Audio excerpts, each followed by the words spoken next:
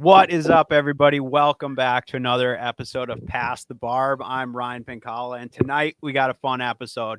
Tonight we're talking hunting, and I can't think of two people I'd rather have on this pod tonight. We have a special guest, and we have one of the OGs here. So coming to you from Montana, Will Stolski, man. Good to have you back. I feel like I haven't seen you in forever. Good to be back. Yeah, I suppose I haven't seen you in probably, 3 or 4 weeks because you were gone for the last one and then I was not here for the last one. Yeah, we got out of sync, but I will say, even though we haven't seen each other, we're still the #1 outdoor podcast in the world. It's truly incredible. I don't even know what to say about it anymore. As Jamie Johnson once said, it's lonely at the top, but it's a bitch at the bottom. So that's what I'm saying, man. So hey, we're here. We are here. Good to be back. Good to see you, Ryan. Good to see you, Mav. Happy to be here. Yeah. And special guest tonight, we got Mav checking in from the deer camp on the North Shore. What up, dude? Not quite deer camp here. We're in the middle of the city, but maybe one day I'll be able to be in the backyard. It's been a interesting start to the season, so I'm happy to be here and dive into it. You've been in Minnesota for a little bit, or have you been traveling like a madman? Travel a little bit like the last 3 weeks. I just went to Oklahoma and then to New Mexico for mule deer hunt. And then now I'm back home getting ready for ice season. Hell yeah. Nice. Yeah. I think we're going to get into a lot of different trips because I think all three of us have been doing all kinds of stuff the past several weeks here. So I think we got a ton to get into tonight, but basically where we're at right now is that Minnesota deer season just opened this weekend. So I think this episode is going to come out on Wednesday, but basically Saturday and Sunday have gone down. It's Monday right now while we're recording this. And there's been a lot of hunting happening. I've been seeing a lot of pictures. Things have been really cruising along. So that is, I think, the bulk kind of what we want to get into. So it's short bench tonight. Sobe was going to come, but he got roped into apparently helping somebody else cut up some deer tonight. So he is MIA, which is fine. I will say, like, for people that are doing, like, I don't know if you guys ever do you guys cut up your own meat, or do you? I do it. I do it all myself. Home processing. Yes. Yeah, I have done that with the past 2 deer that I've killed. It's not pretty right now, but yeah. Well, I feel like because like there's people that like take stuff into like a processor and get all the stuff made and butchered or whatever. Yeah. But I feel like everyone should at least do that at least once, like in like yourself, like even if you're going to be like take it in and whatever, just to like appreciate like what you're having somebody else do for you. But because I cut my own, like I debone everything and then I'll bring a bunch of chunk meat to the processor and be like, oh, I want brats. Cause you hit just like the trimmings and stuff. Yeah. Like to get it made into stuff. Yeah. Brats and sticks specific. Yeah. No, it's a labor-intensive ordeal for sure. Yeah. I mean, that was my whole day today. I literally spent pretty much the whole day cutting up deer. Really? Yeah. How many deer did you get done? 3 today. 3? Yeah. On your own, or do you have help? Me and my dad. Yeah. Okay. Yeah. So. Well, yeah. We tore it down. Having a few guys makes a big difference. Doing it all by yourself, I enjoy it, but it is time consuming. Like it takes longer than you think it's going to. For me, anyway. If I had 3 deer to cut up, it'd probably take me a whole week. So no, I don't know, man.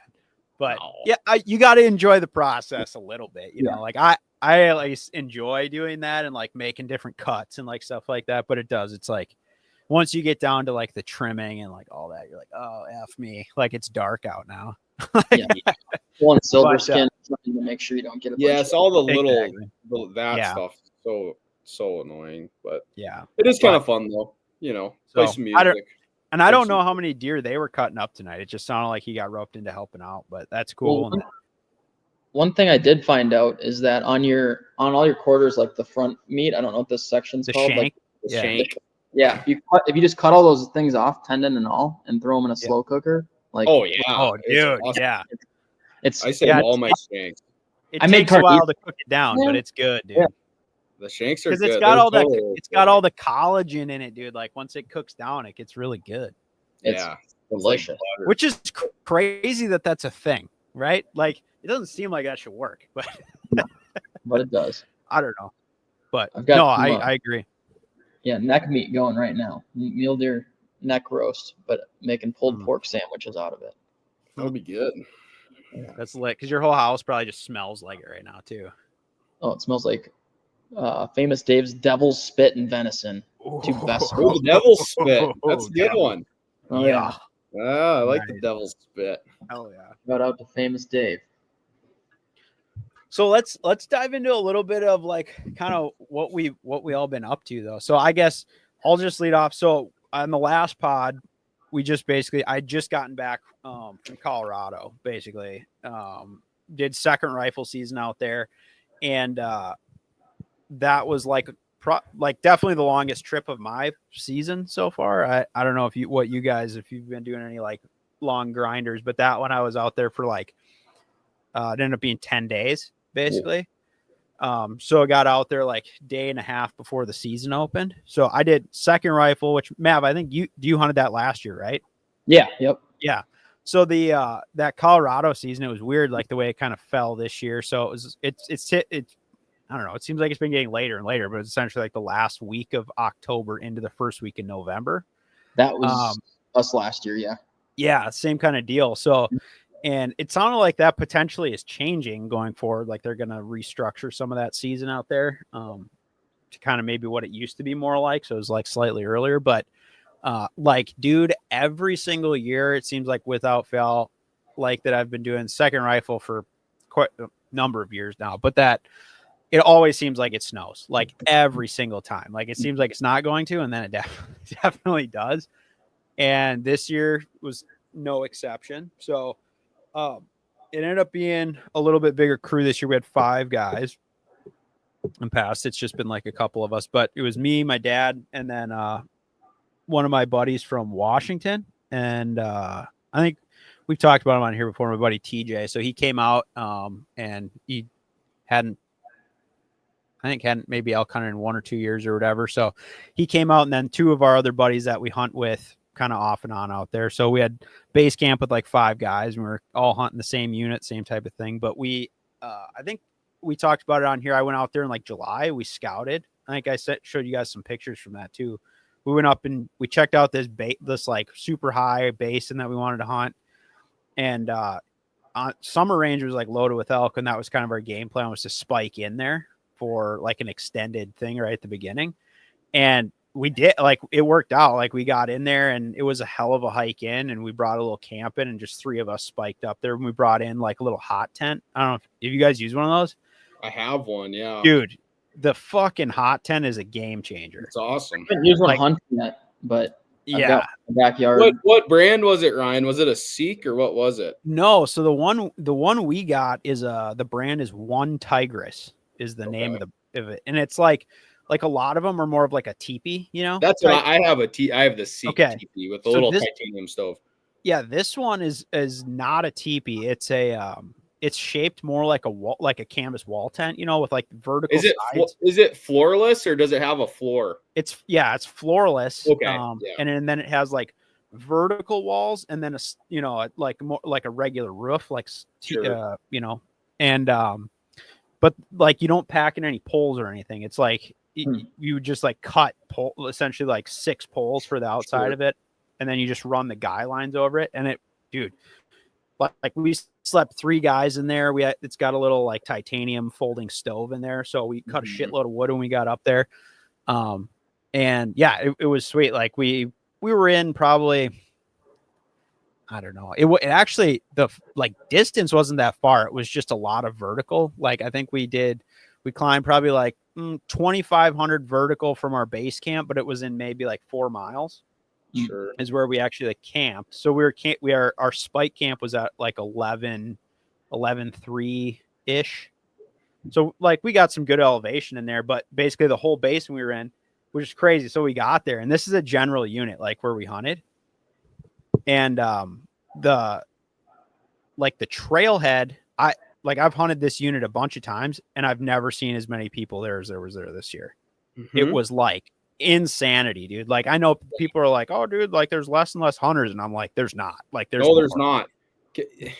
Like, anyway, I have a point to make, but you can finish the story. No, make your point, dude. Fire it up. Well, I saw this thing.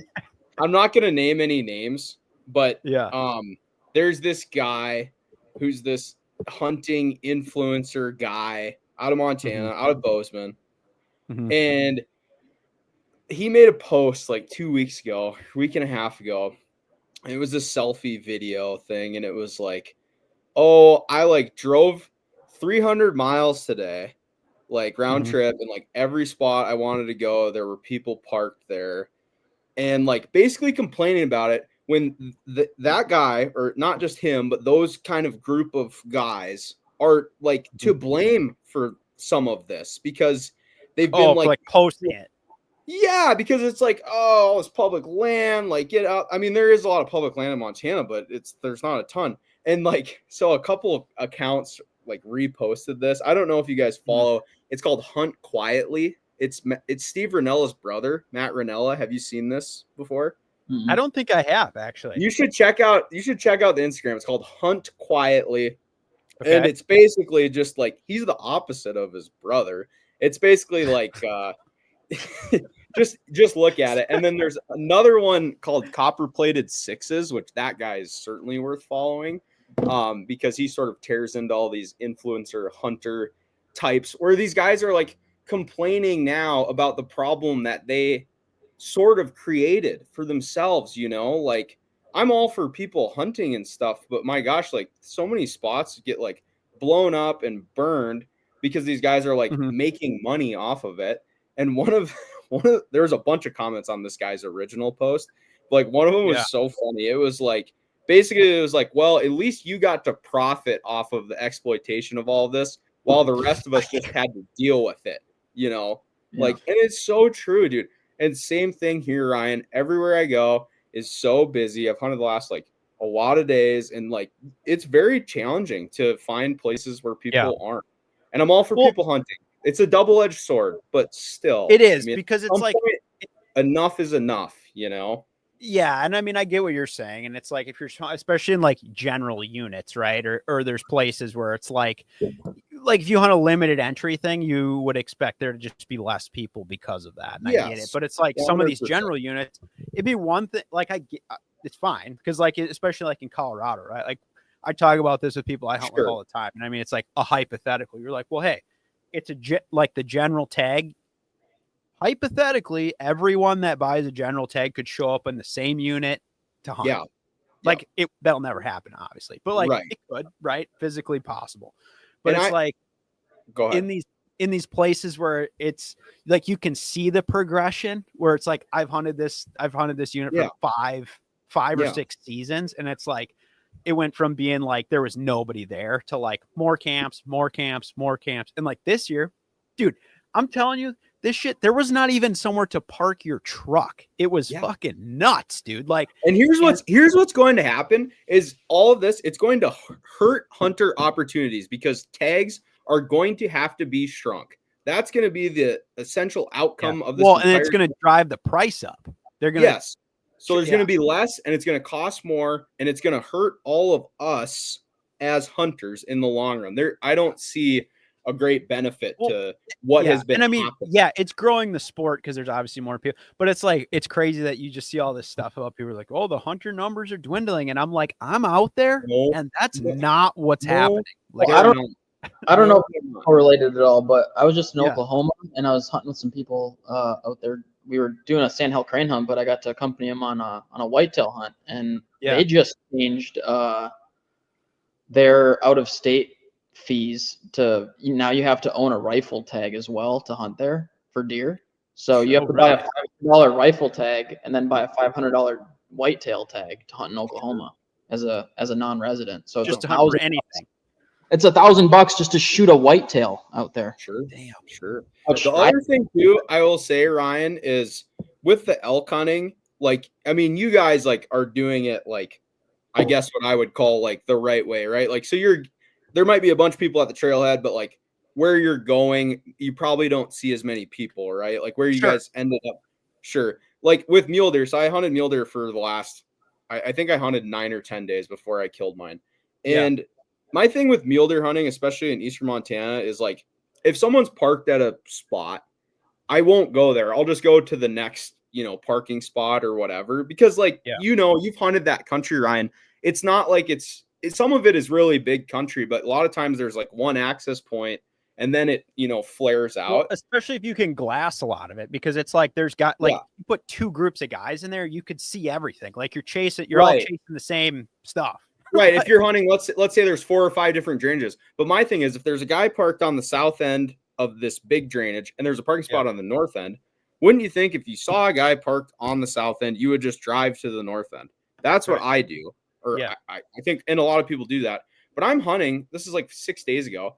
I'm in there with my brother. We get there super early. We're always the first ones there in the morning. And then like hour and a half after sunrise, Joe and I are glassing like 3 different bucks. And then like these guys just come like walking down. Now, in their defense, they couldn't see us. We were sort of, how breaky that country is.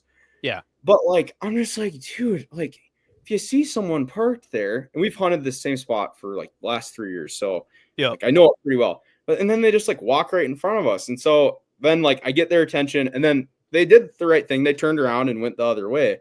But I'm just like, oh my God. That doesn't happen a lot. Like where they just bail. You know what I mean? Like that's what I mean. And I've had it where they'll just keep going. And that is what pisses me off. It's like, and it's like, it's public ground, but still it is like, public. It is public, but it's so incredibly frustrating. Yeah. They spook your bucks though. What's that? They spook your bucks. Oh yeah. they were gone, dude. Yeah. So the deer, like they saw it because these guys like walked in, like there was a big, huge finger that stuck out, and Joe and I were tucked down a little bit below it. And I watched these guys come from behind me, and they're just walking the ridge, like just skylining themselves. It's 9 o'clock in the morning. Beautiful. And like I'm watching. The only reason I know is because my deer started to get spooky. They started to like, I'm like, what's going on? They're like looking above me, Oh yeah, and I like fucking see these guys. And I'm like, fuck. I mean, the deer were like 700 yards away, but like within striking distance. And I'm just like, oh my God, you guys. But they turned around, which was nice. That's why they turned around. They were like, oh yeah, never mind. They're on the other. It is shocking, like how some people hunt when you see other people, and you're like, wow, man, you probably don't get a lot of deer.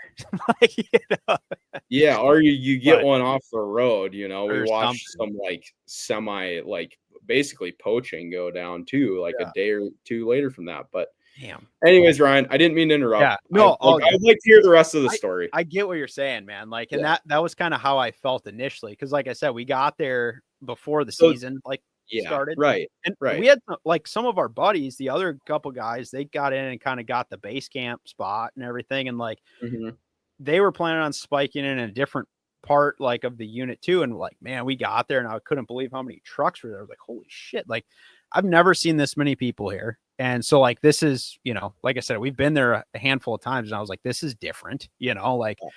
And they had talked to it. These guys are like very personable. So they talked to like everybody that showed up. Sure. Like I was like surprised. I was like, are you like the mayor now of this or what? Like they knew everybody's name, at where they were from, the whole thing. Yeah. So anyway, they're telling us, oh, these guys are going to camp here and here and here and whatever. And they were even like, man, this seems like a lot of dudes. And like, when you think about it, it's like, okay, you're going into hundreds of thousands of acres of public land, right? So it's like, it still eats up a lot of guys, but at the same time, you're like, man, you put that many guys in the same area, it's like, that's tough hunting, and like, just like, especially for elk, it's like, they're like, they get pressured and they like move far, so so our plan before we even got there was to go to, like, we kind of thought there would be like dudes, not as many as were actually there, but our plan was to go to this upper basin, because in the 5 seasons I've hunted this unit, I've never seen anyone even park at the appropriate trailhead to go to this place. So I was like, I don't think this is popular because it sucks to get to really bad. Sure. And like, from the time you leave the trailhead to the time you actually get up there, there's very little like opportunity to like get or even see animals, like just the way it is. And it's like a very tight sheer wall canyon going up there. So it's like not a lot of game lives in there until you get to the top, this upper big basin area. And so yeah, that's what we did. The day before the season, we packed up all our stuff and hiked up there. And we passed one camp, like halfway up, there were some guys spike camped in. We walked right through, they were camped like on the trail. So we like walk right through them. And they were still sitting in their tent. And I'm like, they come through and they're like, oh, like, are you guys are hunting right here too? And I was like, no, we still have like 2.5 hours to go on this trail, you know? And they were like, holy shit, like you're going all the way up there. I was like, well, yeah. And they're, because they had apparently gone as far as they were like willing to go, like whatever. Then we talked to them later on the trip on our way out. And so we got more like, that was just kind of like, hey, what's up? Yeah, we're going way the fuck up there. Don't worry about it. And they this was like their first elk hunt ever. Like they had just picked this spot, whatever. So it was crazy. Like everybody we talked to, like all these other rigs, all these people that are showing up, they're like, never been here before. Just like, I'm just like, how do you pick this unit just random? You know, like, hey, let's just go check that out. But anyway, so we hike up there and whatever. And I was stressing a little bit because I was like, man, if these guys made it up this far and, you know, we still, I mean, they were only halfway there. Like, I'm not like where they camp, there's zero chance they're hunting where we're going because it's just so awful and far still. So like we get all the way up there and there was some people just hiking, just day hiking on the trail that we ran into, and they were coming down and we were like, oh, did you make it all the way to the top? And they're like, oh, we went pretty far. And we were like, do you see anybody else? And they were like, no, there's nobody else up there. I was like, sick. So we made it all the way up. We got our camp set up that night and everything. And it took us a little longer than we thought. So we didn't have, the goal was to get up there, set up camp, and then have a chance to glass that night. And it just didn't work out that way. We got up there and it was getting dark already. And we just got the camp up and we're like, whatever, we'll figure it out in the morning, you know? And, but I had scouted it this summer. So I had a couple of like avalanche shoots that I knew had good grass and stuff. And we're like, let's just start there, you know, kind of thing. And yeah, whatever. Crashed that night in the thing, had the hot tent ripping, and it was nice the first night. So Saturday we got up in the morning and we rolled the dice. So it was 3 of us up there and we were kind of like going to hunt together. Cause my buddy TJ, was just like, you know, he hadn't elk hunted in a couple years or whatever. And we just wanted to hunt together and stuff. And he still hadn't shot a bull. So the goal was like, let's find, you know, if we find a herd or whatever, we'll like try to set up to where we can maybe get multiple shots or whatever the deal is. Right. So first thing in the morning, we went and set up and I don't think we had any action in the morning. And we ended up kind of splitting in the afternoon because we did quite a bit of hiking and I ended up getting on them the first night. And I had, it's crazy. I got into this shoot. I've never had this happen before, but I walked into one of these shoots, dude. I swear to God, okay, I'm going to get set up right by this little clump of pine trees, whatever. Sit down, take my pack off, getting all the shit set up, whatever. Got my rifle out. I'm just like sitting there. Like maybe 20 minutes goes by. And I'm like, I start hearing some shit like right below me in the chute. And it's like, you know, shit break. Like it almost sounded like one got out of a bed. Like it was like bedded and it stood up like out of a bunch of stuff. And I'm like looking down there and it's not wide. Like the chute's 50 yards across max. And I'm like, I don't know what is right here, but I am shocked that I cannot see it. It sounds so close, you know? And I'm like looking and I'm like, kind of like trying to I'm like, is there like, what is right here? Like, you know what I mean? And so I'm just like burning a hole in this little patch of trees and nothing. And like 5 minutes later, I see like a body come up out of it and I'm like, oh fuck. Like, and it was an elk, right? So I threw my binos up really quick and I could see it was a bull. Like I could just see the lower half of its rack and I could see in the front floor and it was like solid bull, like nothing, not like huge, but I was like, damn, all right. So I tried to get on it and it was already like, it was basically walking through the timber on the other side of the chute already and I had no shot. And I was like, okay, well, it didn't know I was there. Like somehow I walked in here, the bull must've been asleep. I literally was within probably 30 yards of it when I sat down. Wow. And I'm just like, and I had the wind and everything. So I was just sitting there and literally like 20 minutes later, just stood up and walked out. And I was like, holy shit. So, and that was kind of like the first evening. And now it's like getting kind of close to last light. And the direction it went into a small little finger timber. And I knew there was some meadow, like some little openings just down. It's like fucking this steep, but like there were some openings just down. And I was like kind of torn. I'm like, should I just sit here? Cause I could see up this chute really far, but I'm like, if it walked out into those openings, I might be able to see it like pretty quick. So I was like, fuck, I'm going to backtrack. So I go back down the chute to the trail to where I thought I could see up to these meadows. I get like halfway to the trail, look over, and the lower, like pretty much standing on the trail that I hiked in on, I can see like 5 elk standing right there. They're about 100 yards away. I'm like, oh shit. Okay. I got like 10 minutes of legal light left. So I just kind of I just like laid down, got my rifle off, whatever. And I'm like looking them over through the glass and I'm like, okay, cow, calf, spike. And then there's this one that's got his head down and I'm like, shit. And he had a really white coat. And I'm like, that could be the bull that I just saw, which I knew was like, I'd shoot. Like it was at least like a branch antler bull, like 5-point or better. And I'm like, I'm looking at him and he just like has his head buried in the grass the whole time. And I'm just like, oh, come on, man. I'm like, I got like 2 minutes of legal light left and he finally picks his head up and it's a different bull entirely. And I'm like, oh, okay. So now I'm like, shit, now I got to like look at him again.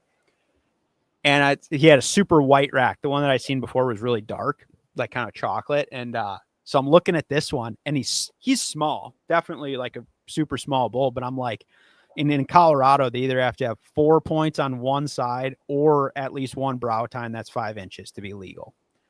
So he picks his head up and he's like just straight beamed and like little fork on one side, little fork on the other side. And I'm like, oh shit. I don't know if he's got like the way he's facing. I'm like, I have no idea this thing has brow tines.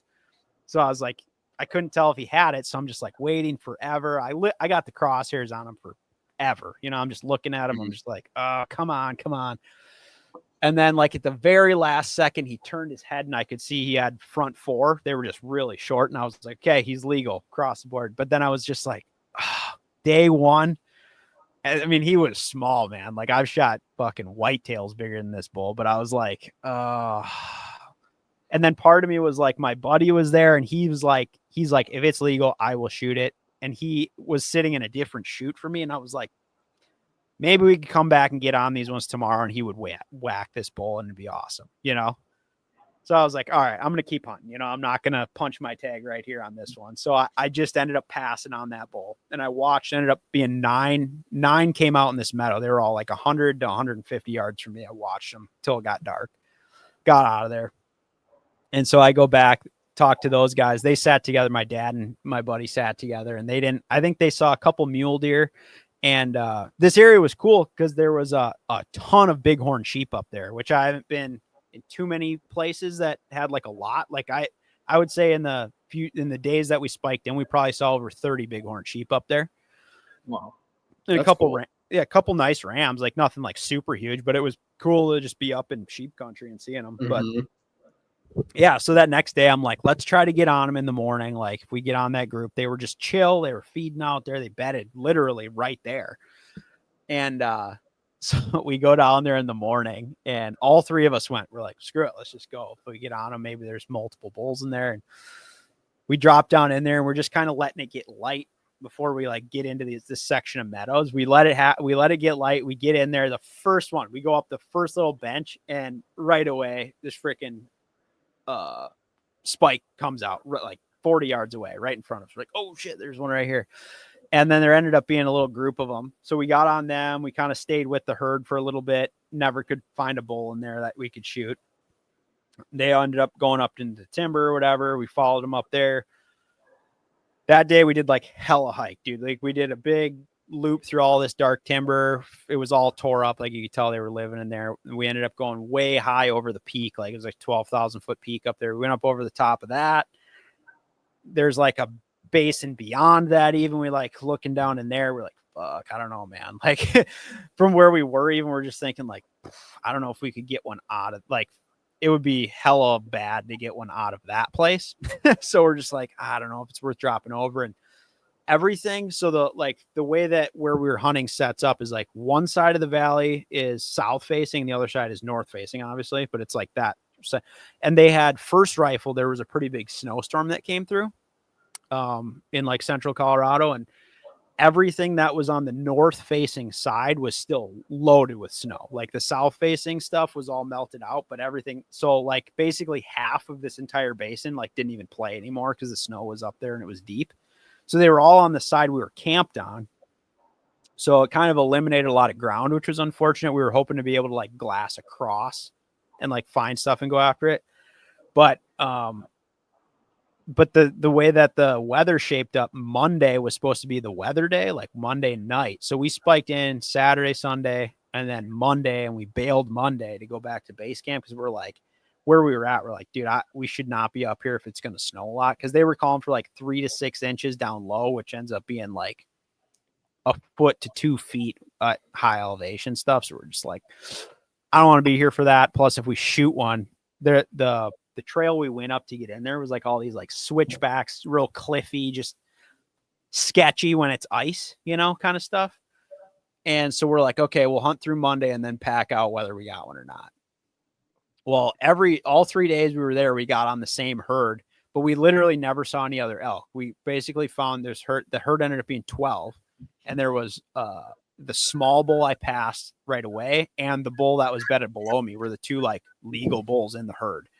And neither one of them was like, I would say big. I'm sure there were other elk up there somewhere, but in that particular basin, those were the only ones coming out. We were on that group every day. And we just never could close the deal. Like on Monday morning, like before we were going to pack out, we got on them. We were up in an avalanche chute, and they started crossing at the cliff band at the top. I was literally laying down, bipod out, sitting there, watched that small bull go by. And then 10 minutes later, they came back the other way. And the 5 point that was kind of bedded by me, he came out. We were still trying to verify, because like, you don't know for sure if it's the same bull, but he's facing us. So all you could see was his frame. And like, I'm on the gun. I got the crosshairs right on him. And I was just like, is he legal? Like those other two guys looking at him through the binoculars. I'm just like, you say yes, it's done. Like this is a 300-yard shot. I'm sitting here, got him dead to rights right now. And just like, he never turned his head. And our wind was going straight up the chute. He eventually winded us. They all got out of there. We never got a shot. I was like, oh, that sucks. But so yeah, we ended up packing out of our spike camp without even shooting, like never took a shot up there. So we bail out, we go back down, and we're going to like regroup. There's an area that we knew we could glass like a whole bunch of this other mountain from the like where you could get a truck, you could set up scope and like look at stuff. So that was kind of our plan, was to just keep doing that. Well, we did that. We didn't have a lot of action there. Like there's some private down there that they really load up on. And so we were watching a bunch of elk, which was cool, but it's like, you can't go after them, Mm-hmm. And our buddies, so I'll say a couple days go by, we hunted pretty hard, and we were in elk each day. It was just like, we weren't finding a lot of bulls, a lot of cows, a lot of spikes, that type of thing. And we had a cool one evening, we had a spike come out, and he came to like about 50 yards. We had 50 yards for over an hour probably. So that was cool. And, actually we had the wind perfect, and like he wouldn't leave, and we're like, dude, we got to get out of here. Like, I'm not gonna sit here all night, So I told my buddy, I'm like, let's just pack up. Like, he doesn't smell us. He obviously doesn't give a shit. So we start packing up all our stuff, and he keeps like looking down, like like I'm literally sitting in the wide open. I'm just like packing up my pack, whatever, loading my rifle on the thing.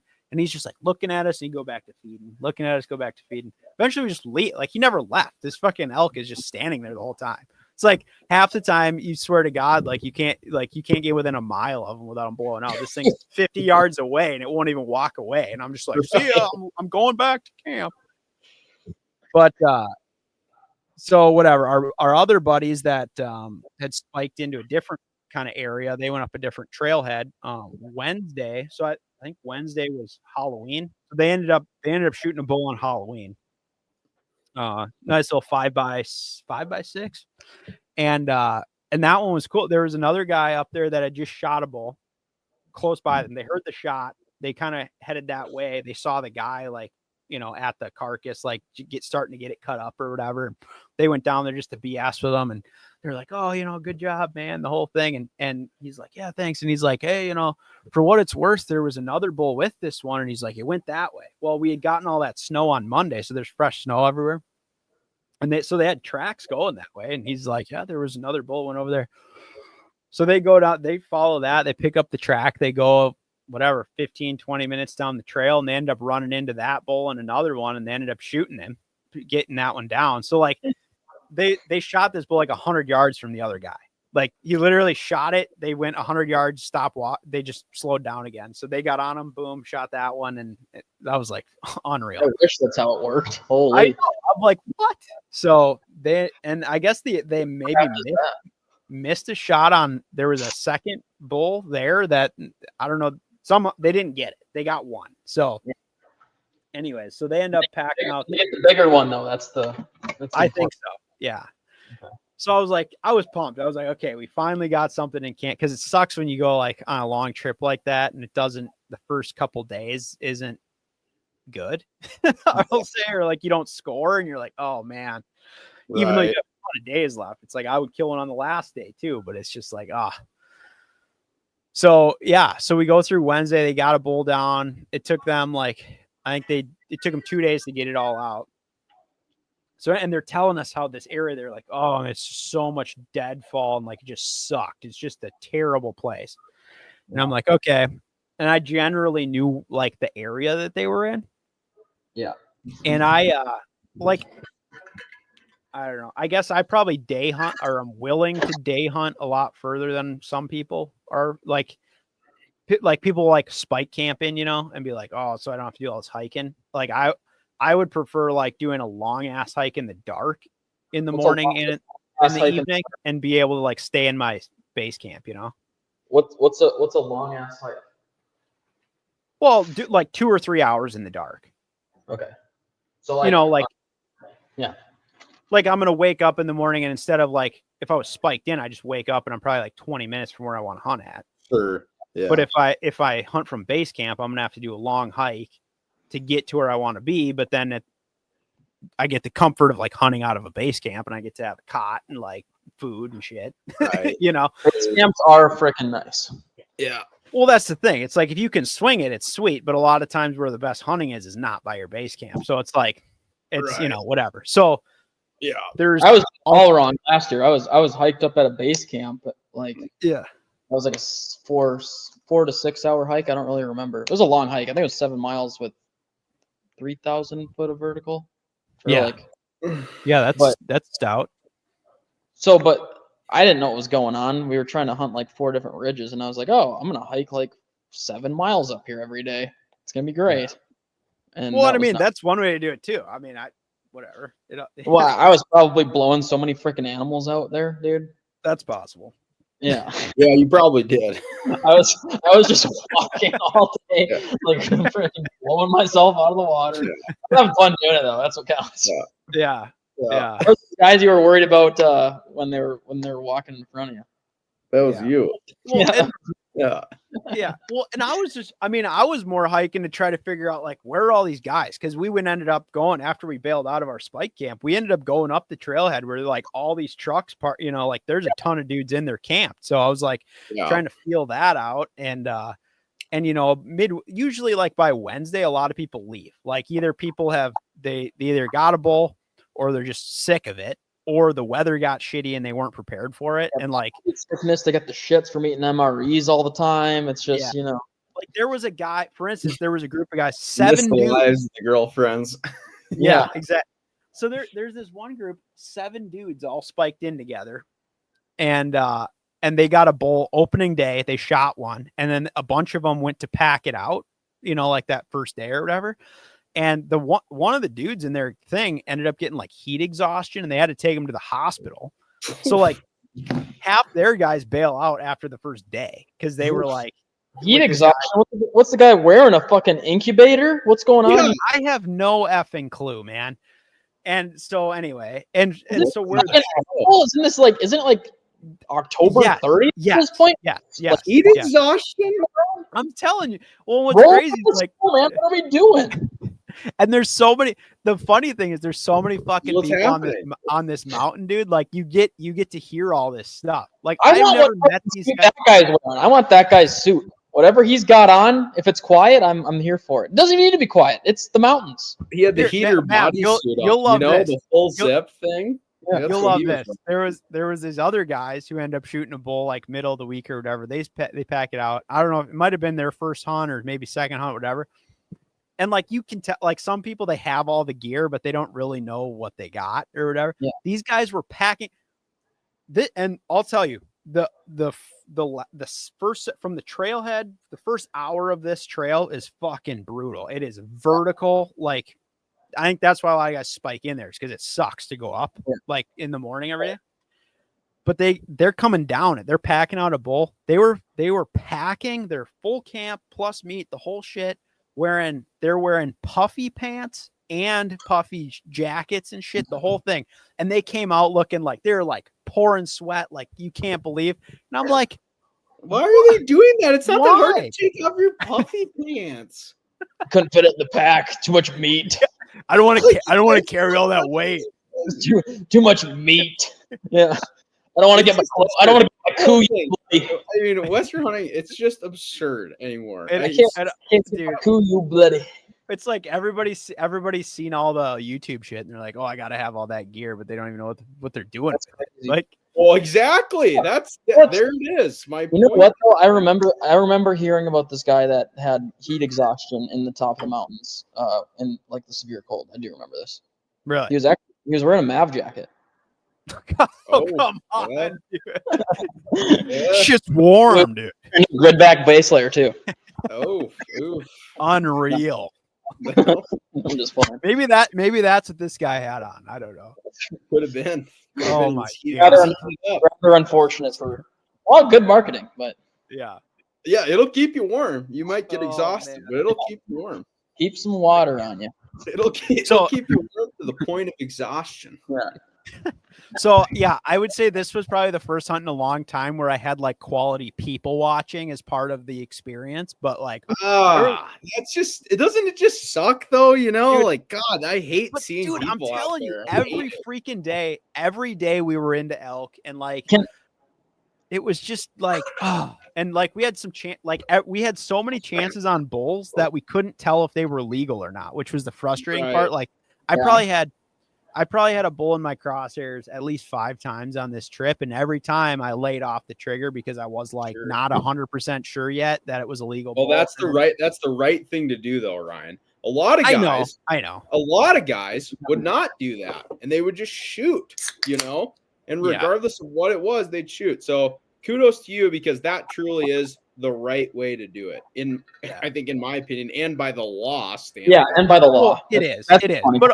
But at the same time, it's like, you in your head, you kind of got that experience of like what I want it to be. And it's like, man, like I want it to be pretty. Like I want to have this bull here. I want to be like, oh yeah. Well, yeah, of course. But get on them and to make it happen. So it was like, that just didn't come together for the rest of the week, honestly. So out of our 5 guys, we ended up with 1 bull, which is okay, great. I mean, we had I will say it was probably one of my best trips for action, and like we were in elk so much. We hunted around the pressure a lot, which was like part of the game, right? I mean, like this time I've never seen this many guys. We did some crazy hikes. Like the one day we literally hiked over the mountain that we were base camped on, over the top of it into the next drainage or back, and like we did a hell of a hike. And like we got I'll have to send you this picture, dude. But so we get all the way up there, so we're fine. We go over this mountain, over to the next drainage. We get all the way back there, and there's this big ass sign on the like peak, a big meadow up there, big peak. And I'm like, the fuck? So of course I got to go over and check this out. Right. And it's a big sign talking about the restoration of this trout fishery in this creek. Right. And I was dying laughing because I'm like, but I'm like, for how many hours it took to get here, let alone the fucking creek is 3,000 feet below me. And they're the sign for the, like, I'm like, who the fuck is coming here? And then seeing the sign and being like, oh yeah, we shouldn't reintroduce other species to this fishery. You know, that's probably really good fishing. That bucket of smallmouth we brought up here, we're going to have to leave that. And we're going to have to leave that back. Oh, now we got to eat them. Yeah. And a bunch of fried walleyes down there and putting them in the damn creek. all this pike that I hiked up here. Oh man, I was like, in the Midwest. I was like to replenish this thing. The 3 Orvis pro staffers that fish this annually will be disappointed to know that I released so many non-native species into this creek. It was just like your creek. It is. He's, yeah. I hiked my ass off to get up there, and I looking at this sign, and I was just dying laughing. And you're like, yeah, who would do this? See, not me. That's who wouldn't. I would not. I have a drift boat. That's the beauty of that. Okay, I fish out of the boat. You're not getting the boat where I was. But yeah, that's what I mean. Exactly. More power to them. That's for guys that don't have boats. So I'm gonna go put a but yeah, I don't know. Cool trip. Like I said, hella action, tons of elk. Loved it. Ended up not punching tag. Ryan. Like you said, part of the game. I mean, it was a good trip, and sometimes it's okay. If you don't get one, that's the other thing. For sure, dude. Yeah, especially that. My sermon against social media is like it's sometimes fun just to be a part of the hunt. And you don't always get one. I don't know. And that's the cool thing about elk hunting, man. It's like even like there's a lot of meat on an elk, and so it's like if you got one. You probably still have meat from it, like because I know we came on, we talked about last season, like me and my dad both shot bulls on that deal last year. I was like, I still have 150 pounds of elk meat in the freezer, right? And I've been eating it for a fucking year, like exactly. I ain't out. So it was more the whole thing. So yeah, but I will say after coming back from that, I was like, all right, well, since we didn't get an elk, we should probably like slam a bunch of deer. Right, like somehow justify that. So anyway, I was looking forward to opening weekend here a lot. Well, that's good, right? That sounds like a fun trip, and I'm glad you, like you said, you're into elk every day, and that's I mean, you can't ask for more than that. So So I would say for people that either haven't done it, or I know there's a lot of people who are like elk's like maybe a bucket list thing, and they just want to do it once or whatever. And I've been, I guess, fortunate to be in a position to be able to do it like pretty much every year. But like get out there and give it a shot. Like the first couple times you might get lucky and make something happen, but like it's not easy. Like you learn a lot or whatever every time you go, whether you get one or not. But it's just like just get out there and like I do have one more thing from this. So there's where we're hunting. I'm not gonna tell the unit or anything like that. Like I'm not into like that kind of shit. But there's and I know they're not listening to this because they're Amish. So there's two camps of Amish guys hunting this same unit that as us. And the one camp of guys has been there almost every year we've hunted. So we've, had a chance to talk to them, whatever. Cool guys, hunt hard as hell. I'll send you some pics, Stolski, of these guys, but they pack in the gang. They pack in a full canvas wall tent, poles, the whole fucking thing up the mountain. And do they bring their horse and carriage there, or how do they get to the here's trailhead? The thing. Apparently they can't. We asked it because they're telling us how they have all these horses and stuff, and I'm like, seems like they should be here for this. Well, they must not be able to like use them for anything that's not work or something, or however it works. Like he doesn't cover that. I would call elk hunting work for sure. Well, you void warranty on the horses. Yeah, maybe that's it. How do they get there then? Someone drop them off in a van? Here's the thing. They have these guys that have like defected from their Amish colony, and they're they're the designated like chauffeur for this whole gig, right? It's the only way they can talk to their parents still. Yeah. He's the cool guy. He's like the older brother. So these guys, they drive from Ohio to Colorado. And the one guy can drive, all the other guys are like banned from driving. They just have to be in the vehicle or whatever. So they get there and so they pack all this stuff because they don't set up a base camp. They just take everything up the mountain. I'm telling you, dude, these guys, they don't have like nice gear, right? Like pretty much all these guys are wearing like the green like rubber boots with the little yellow stripe at the top. You know what I'm talking about? Yep. Those like Fleet Farm like $15 rubber boots. That's what they're all wearing. They're hunting in the mountains in that. And they so they have just those like aluminum frame packs, like the super old school. So they got the canvas wall tent on there. They got all their stuff. They got a pre-assembled fucking metal wood burning stove, like a fucking like 3x3, huge. Like siren. I'm gonna text you the pic. This is like I'm just gonna text you guys this because those are heavy. Yes, they are. Those are mules. And so they would pack in, like they were going, I'll say, from the trailhead, they're maybe 3 hours in is where they camp at. And they have like, they camp in the same spot every time. And they made like 3 or 4 round trips with their whole crew of 5 guys to get all their gear in. Jesus. And dude, I'm telling you, it was just nutty. And all right, I'm gonna text you guys this picture so you can at least get a vibe for what I'm talking about here. But so they go up there, we talked to them. They ended up getting a bull like the second day, which was cool. And so they hunt hard, and it's like it's cool to be around, just other dudes. And like I didn't know anything about Amish dudes really. But they actually came down and they had dinner the last night when they packed out, because they helped their buddies pack that bull out. So they invited them down for dinner. So they had them in, and they had some like stew that was already made, like in an ice cream bucket. So they had to go in the wall tent to like dinner and everything, and they have like cheese and crackers cut up in the whole thing. And these guys are like, dude, it's like a restaurant in here. Like is what they were saying. And they were just hyped about the whole thing, but they were given some good stories or whatever about that. But yeah, like these guys. Did you ask them about about the whole stud fee thing? You guys ever heard about that? Enlighten me. Yeah, what does that mean? Well, did you say stud fee? Yeah. For Amish? Well, yeah, because they're so. I mean, they can't hear me say this anyways, but the Amish are so inbred, right? Yeah. That sometimes they need to bring in some outside blood. So what they'll do, this is all hearsay, but I grew up fairly close to some Amish, so I don't know if it's 100% true, but probably. They'll hang a white sheet from the clothesline with a hole cut out in the middle of it. And that means they're beckoning. They need a stud to, seal the deal. Breed. So to speak. Yeah. And I guess when it happens, I guess all the elders, they watch, and you can't. Shut up. You can't, and it's through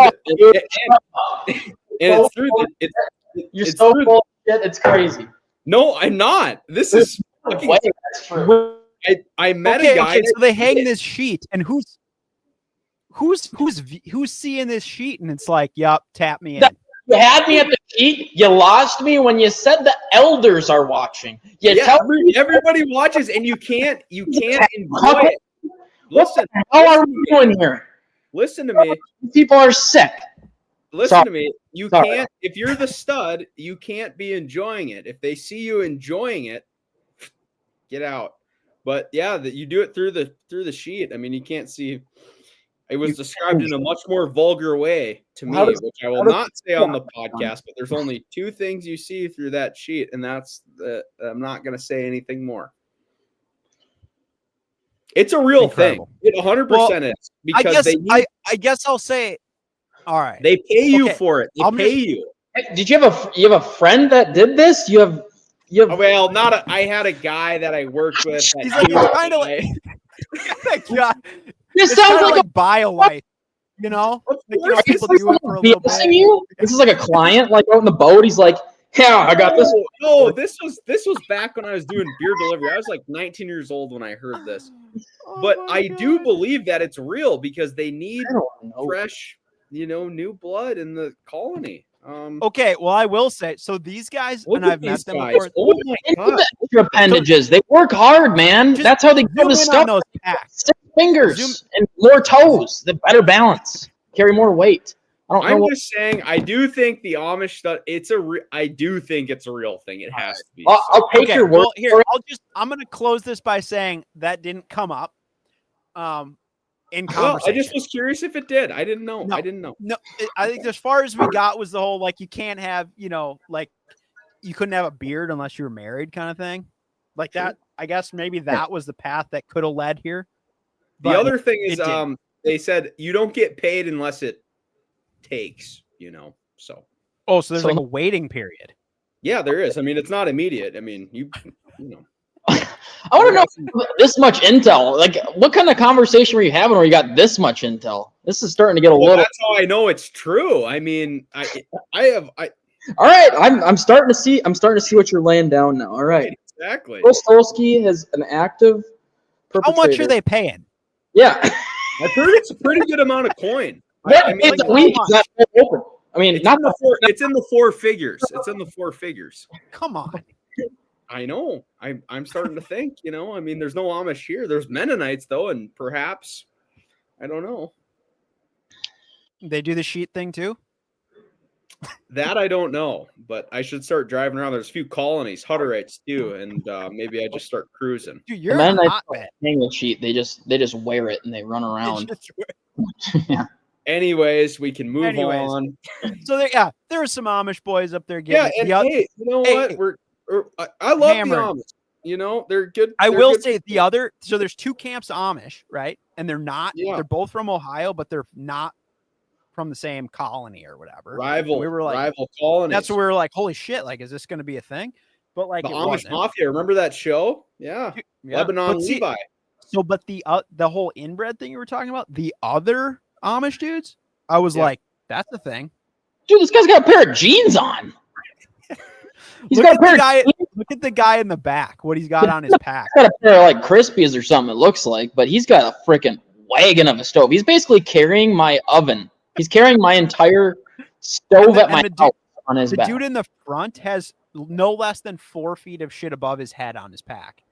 Yeah, I mean, they're ready to get after it. He's out there. Is that a toilet with a bidet?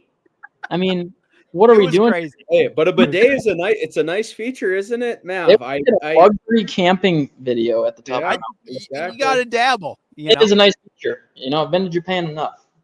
Yeah, same in Argentina. I mean, they're just it's a standard feature.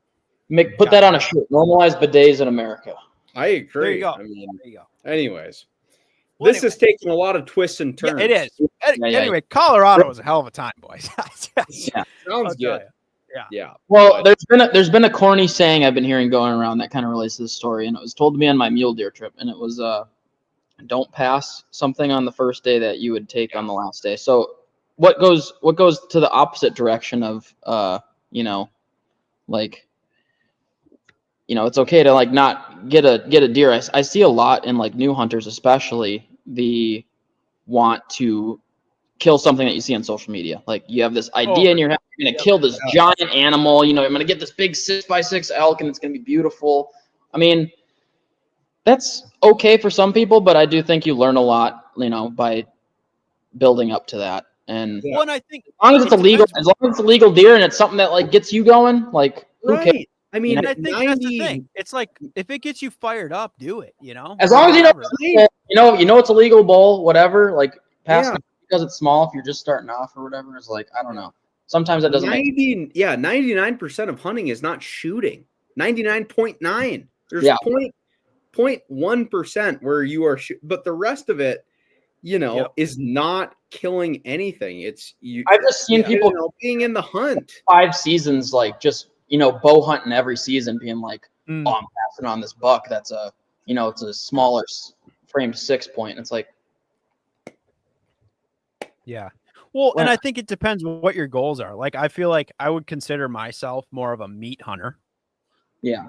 That's like just overall. Like I love antlers as much as anybody. Like I got a shit pile of them here and I'm obsessed, but it's like, this was probably the first year that I was like looking at bulls that I was like, like, I just was like, I want to keep hunting, like I like the challenge and the whole thing. And like I said, I had my buddy there and I was like, I really wanted to see him get one. And like, there's some of that. And I was just like, I'm enjoying it. We're in elk like constantly. Like if I pull the trigger, I'm done, like, right. I just don't get it. I just don't get how you can hunt and be like, oh, the meat's just like a nice bonus. It's like, I don't know. That's like literally why I'm out there, but I'm also in a position where I'm like, I'm not in a meat crisis. Like I wasn't like, if I don't get an elk, like I'm not gonna have wild game for the next year. I'm like, I got a freezer full of meat. No, 100%. I got a bunch of other hunts happening. Like I was out there. I was like, I'd like to try to find a nice bull and like get it done or whatever. But Yeah, I get what you're saying. Like, especially for people that are starting out, it's like, man, just get a couple under your belt, you know? Yeah, just get a feel for it. I think you learn a lot, like especially if you're learning how to field dress an animal. And I mean, even if you drop it off at the practice or the first time, that's fine. But I do think it's important to like kind of learn, at least field quartering and all that stuff. It's like, yeah, for real, especially for Western hunting. Like, there's not a lot of times where you're close enough to like get it to the truck hole or like whatever. So, and I haven't had to do that yet. So that'll be a fun feat to tackle too. Well, let's. I do want to hear about this. This New Mexico thing though. You were just kind of touching on that, but this is the first time you did that, right? It was the first time that I did a mule deer hunt. So I did do second rifle last year. We talked about it on the last show that I was on.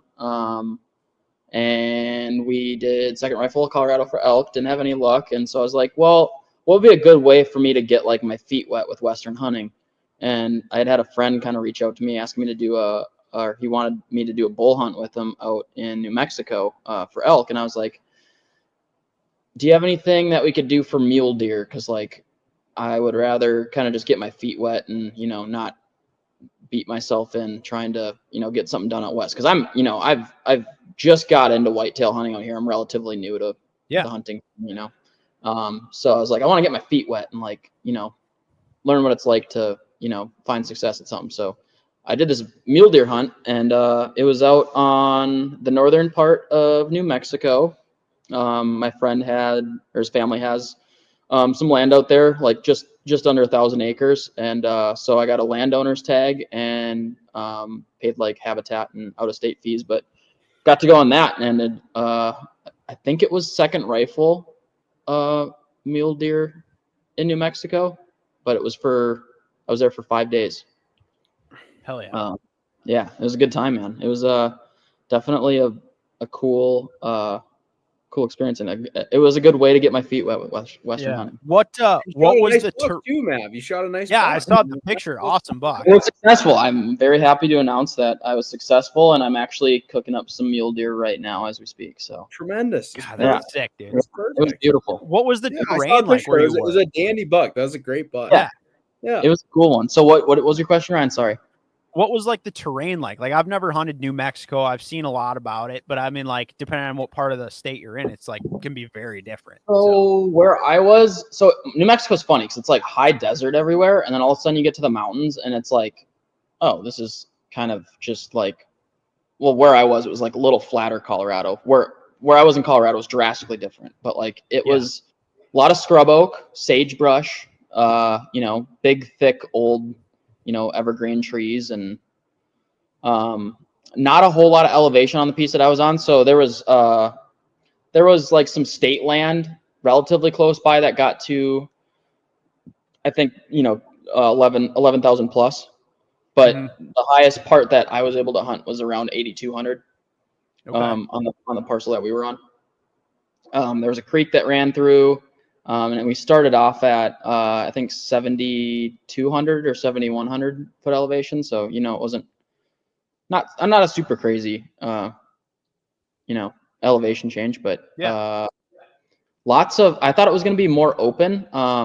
There's actually been a lot of grants going around. So last year they were able to, utilize a grant that, people came out with like brush mowers to take out the sage.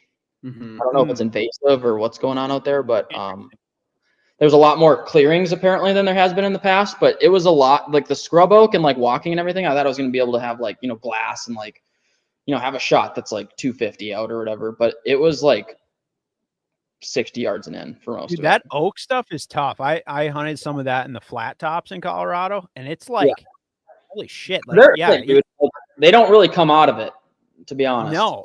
And like, you got to get really close to even know they're there. Yeah. So the first couple days of the hunt, I was truck camping the whole time. So, I was just camping on the property with my buddy, and I was just leaving on my own every morning, going glassing and trying to find deer. So the first couple days, I stayed closer to the car. There was like some flatland stuff that he wanted to show me, and we didn't see any deer. We'd seen some like driving in, like we'd seen a spike or something. And so, we're just kind of walking this, flat area near some power lines and stuff. And didn't see much. So I was like, you know what? I'm gonna like go to like where it's more hilly because I have my Onyx up and I can kind of see the area, the like what I'm looking at. And I go up on this this clearing and didn't see any deer that night. And I was like, dang, okay. So no, day one, no deer. We got room for improvement for sure. Nowhere to go but up. Yeah. Yeah. So day two, I ended up getting on a or no, actually, sorry, it was the first evening. I saw does. They were out on the creek bed. So I was kind of coming down the flatland coming down the hill back to the flatland, and there was just a pack of like 8 deer out there, right? And I'm doing it's like last light, and I'm trying to like glass them, and I can see all of them are does, but a couple of them have their heads down, and I'm doing this, and I'm like, I'm so sure that like at least one of them's got to be a buck, right? Yeah. So I go back to camp, and I'm like feeling pretty hopeful for the next day, and I wake up, and I go out before daybreak, and I get to like kind of a different angle on the creek than like where I'd be able to shoot, and I kind of come out and I can see the sun coming up, and I can see like there's deer out there again. I'm like, okay, sweet, like this is awesome. Like there's gonna be a buck out there. I can see all 8 again, like they're just hanging out, and I'm sitting there. This is probably for like a half hour, by the way, too, because it's dark out, and I'm like trying, like they're kind of going behind stuff and whatever. And I'm like, I at least got my binos on a tripod now, so it's stable. And I make out every one of these deer, and it's all does, and I'm like, motherfucker. And at this point, like I might have wasted like 2 hours that morning, like trying to find if there was a buck in there or not. And so I was like, okay, forcing it to appear, like yeah. So I was like, okay, that's not good. So I started just walking around and like kind of exploring this other area. There was like some man-made ponds and stuff. I don't think I ended up seeing another deer that day, but I got to a big field clearing, and you can see like 700 yards past, like it's a big like farm field, and there's a ridge that's coming up on the other side. And I put my glass up because I thought I'd seen something over there, and I just see this huge elk like just licking branch, just freaking going crazy. And I'm like, oh shit, I'm not on my tripod yet, so I'm kind of like shaky. And like I kind of like took a step out, kind of behind a pine tree at this point. I kind of took a step out so I could set my tripod up. And before I did, I just put the glass up again, like right where it was, and the thing disappeared. So I was like, oh my God, like what the hell? Like, how does an animal that fast or that big just move that fast? Like I couldn't make it out anywhere else. And I was like, I don't know, elk are special. But anyway, that was the end of day 2. And day 3, I hiked a ridge, found a bunch of elk sign. Later that morning, I actually ended up bumping my first 2 bucks. So this was cool. I came up a ridge line, and I like saw 2, like I come around a corner that's like super dense, and I like see these 2 like white booties like just stand up like in the scrub oak, right? I'm like, oh shit. Yeah. I'm like watching. I kind of like have my rifle up already, and I don't see anything, so I put it down. I like kind of grab my binos, and I'm like right about to get them to my face, and I like kind of see a head like poke around a tree, and I'm like, what the fuck? And I'm like kind of looking, and it sneezes at me, and I see the ivories sticking up over the scrub oak, and all I remember is those, like it was a tall rack, dude. It was probably like a 4x4 that was like really tall tines, and I just remember watching them bounce, like 2 bounces. And they look so much bigger going away. Yeah, and I was like, oh, dude, because I had my rifle up like this. I might have been able to get a shot if I would have seen them like a split second earlier, but they were covered well. I couldn't see body or anything, so I was kind of like, but that was cool because I was like, okay, sweet. Like now I kind of understand where bucks are, because that was like at the top part of the elevation that we could get to, and it was like on this like, it was just up from the creek. So I was like, okay, maybe bucks are staying at elevation then. Yeah. So I hiked another side that night and did the whole hike. Didn't see anything. Lots of sign. Ended up finding a 6x6 or a side of an elk, a 6x. Like a shed. Yeah. So that was cool. Badass, dude. That's cool. Yeah. And then on my way back, I round a corner, dude, and 40 yards away, here's a freaking fawn right in my face, and there's one behind it. I like scope up to it really quick, and it's a spike, and I have him dead to nuts. Like, he's like, or he's a forky. He's got 2, and he's just sitting there like looking at me like this, like oh shit.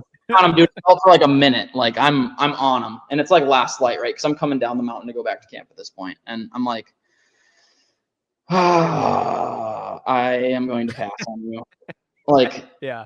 As much as I want to kill you right here, I know that I'm gonna have to hike you out, and also, like, I have 2 full days of hunting left after this. Like, I feel like after seeing, because I saw those bucks that morning too, I was like, I want to kill one that is in that ballpark because I know they're here.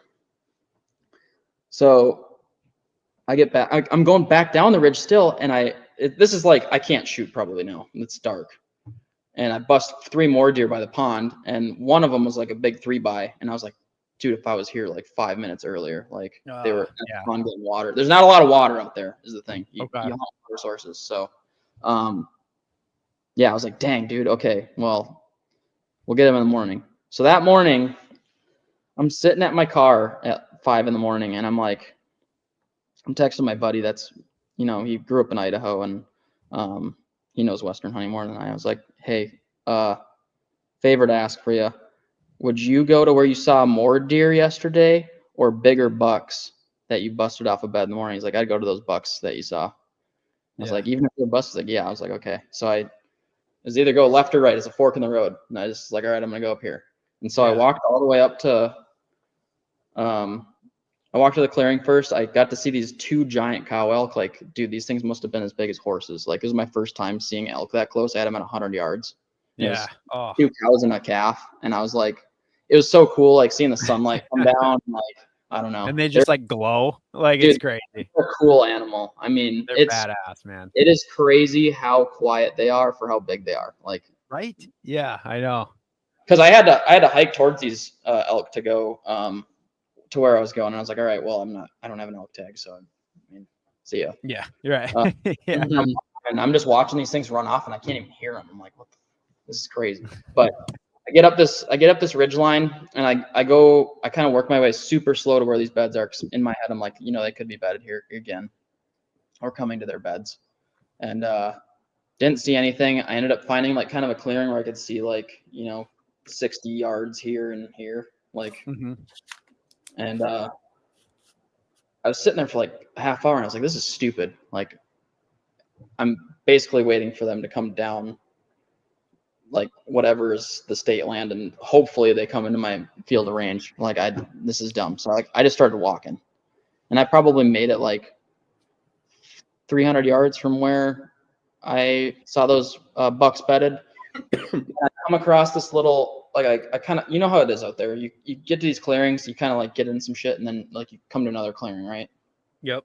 Well, I'm like just getting to the point where like I'm gonna come out of the clearing, and I see a buck, like, or a deer. I see a deer come out in front of me like 40 yards, and like I'm basically like cutting him off because he's coming up the hill like this, and I'm just hearing him, and he comes up here and he stops. Yeah. And I put the rifle up right away, and I can see nice rack sticking up out of the pine tree. I can see just his shoulder, like on the outside of like through a clearing of the pine tree. Yeah. Like, that's pulled the trigger.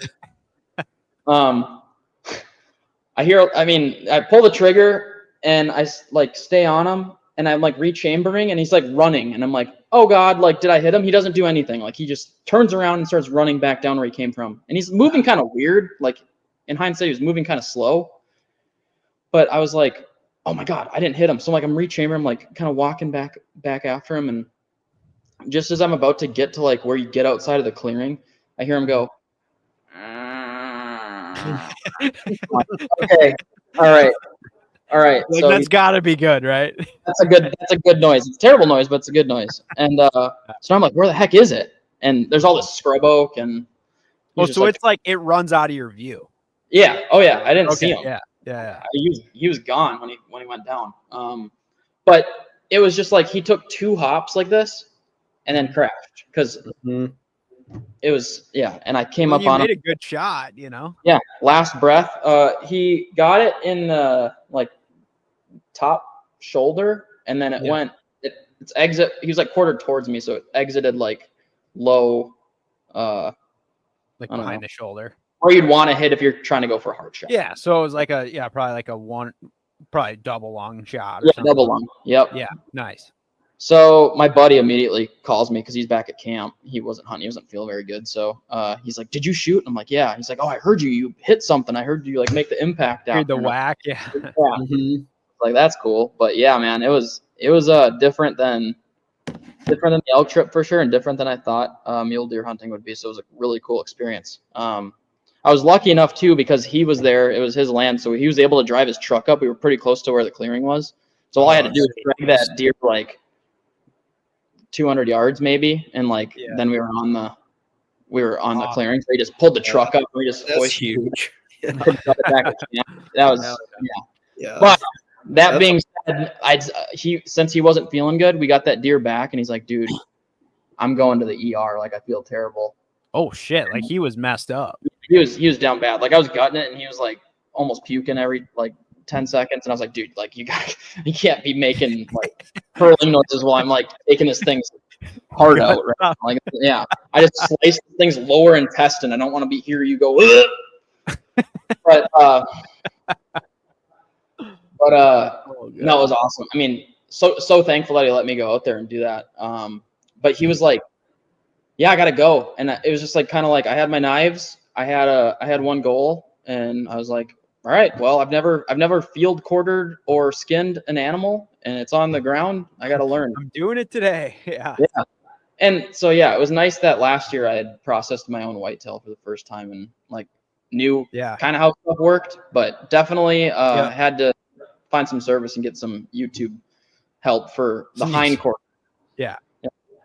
But, well, and it's like I think even if you cut it up yourself, it's kind of like, you know, even if you hack it up, like it all still is meat, like, you know. Well, and I don't know if you guys show pictures on the screen or anything, but here I'll show one because I think you guys have probably both seen it at this point, but just hold it. It was a nice. It's a 4x5. It had like a weird pollination. What do they call that? Yeah, it was kind of bladed out on one side. Like that was cool. I saw the picture of it. Yeah, unique buck, pretty sweet. Super, like had a lot of mass. Pretty cool. Yeah, it's a cool deer, dude. So here's it facing towards you. It's kind of hard to make it out because it's like. Yeah, hell yeah. Very that's a cool buck. Yeah, that's one you shoot for sure. Oh yeah, no question, dude. Yeah. Sweet. But yeah, man, I was so thankful. So, dude, okay. So I know you could. Oh yeah, that's a sweet picture. I like that, dude. I'm glad you're not laying next to it. You know, I see these pictures of these guys laying. No, they'll be laying next to the deer. I hate that. I'm glad you're not doing that. That's crazy. Yeah, no, but it's a thing. Stolski riled on the laying down deer pics. Yeah, I've got just a lot of pent up hate. No, I feel you. Social media hunting, but that one is my least favorite when they're like laying like next to it like this. There's me and Brian with it. That's a great pick. Yeah, exactly. That's perfect. That's what it should be. Having fun with your buddies. Yeah. So okay, because I know like you haven't done a ton of this, and so like what going into it, like how do you? I mean, I guess I feel different about it, but it's like how did you come up with kind of like your strategy for that? Like I mean, where are you pulling that from? From like gaming? I don't know. Like where do you get your like what I'm gonna do to like make it like you're like, all right, I'm gonna go find this fucking deer or whatever. Like like I mean, I guess I probably took a little bit of what I learned from Colorado last year. Like I didn't know anything about thermals last year. Like, you know, that it's rising in the morning and then falling at night. And so is that even right? They rise in the morning and fall at night, right? Correct. Well, like in the morning and in the evening it goes down, and during the day it goes up. Like when it's warmer, it's okay, and then in the morning and the evening it comes down. Well, so I didn't know that information apparently, right? So maybe that has nothing to do with it. It's hard to say. It depends too. I mean, there are variants. Yeah, and like the wind can overpower the thermals too. What I will say is like just me climbing to like elevation and like kind of understanding that a lot going on.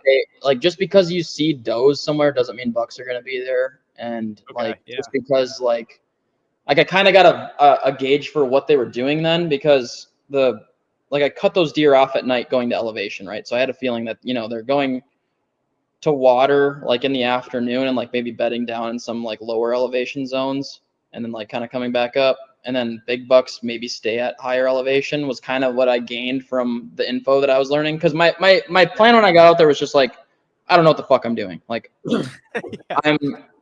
I'm literally going to throw everything at the wall, and I'm going to try to see deer and find sign, and I'm going to try to make sense of it. And that's basically what I did. And so I had wind indicator out there and stuff. I was checking like where my scent's blowing, and I was making a game plan. Like, okay, if my scent's blowing this way, I'm going to keep the edge of the property on this side of me, and I'm just going to walk a circumference and like kind of like go in and out here. Yeah. So I was walking. I walked the entire property basically. Big word for us.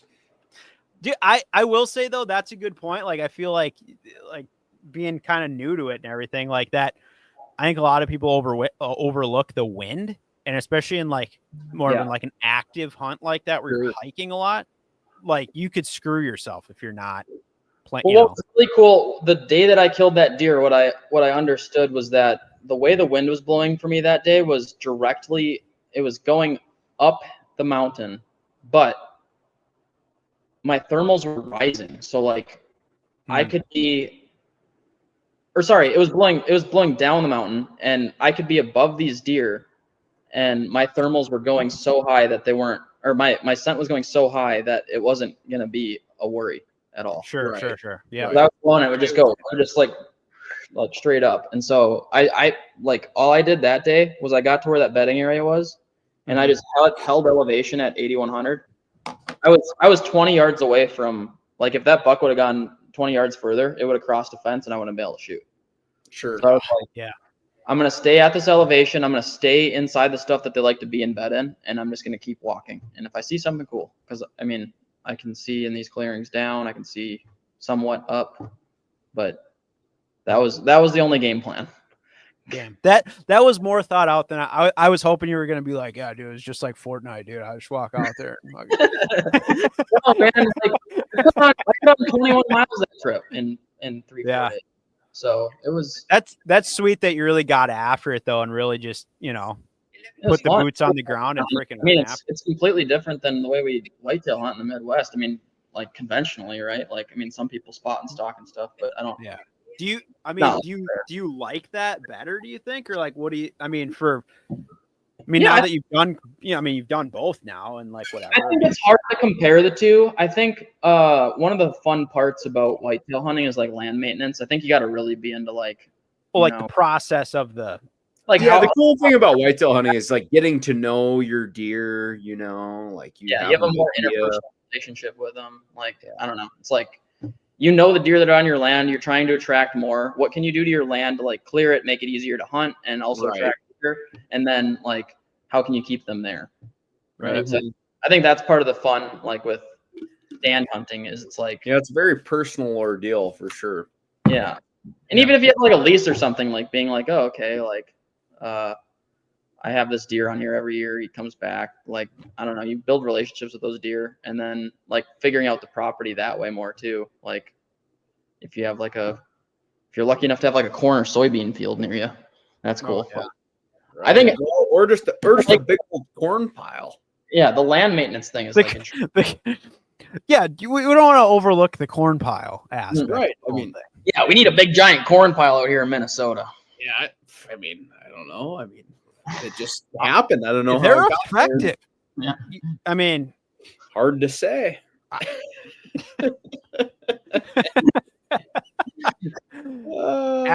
As one does, it just came out of thin air. I don't know. But yeah, you're right. I do like that about whitetail hunting. It's very much like a sort of intuitive thing where you get to know your deer. I do like that part of it. But I would say that Western hunting is more fun in the aspect that it feels a little more rewarding in like it's way more active. I mean, you're like, I also feel like going out west, like even hunting a general unit where there's tons of dudes or whatever. Granted, every place is a little different, but I always feel like if I put in the work, I'll get opportunities. Yeah. Versus like if I just get out what you put in for sure. But like if I hunt around here and I hunt public, I can hunt hard as shit and never really be in a position to do anything.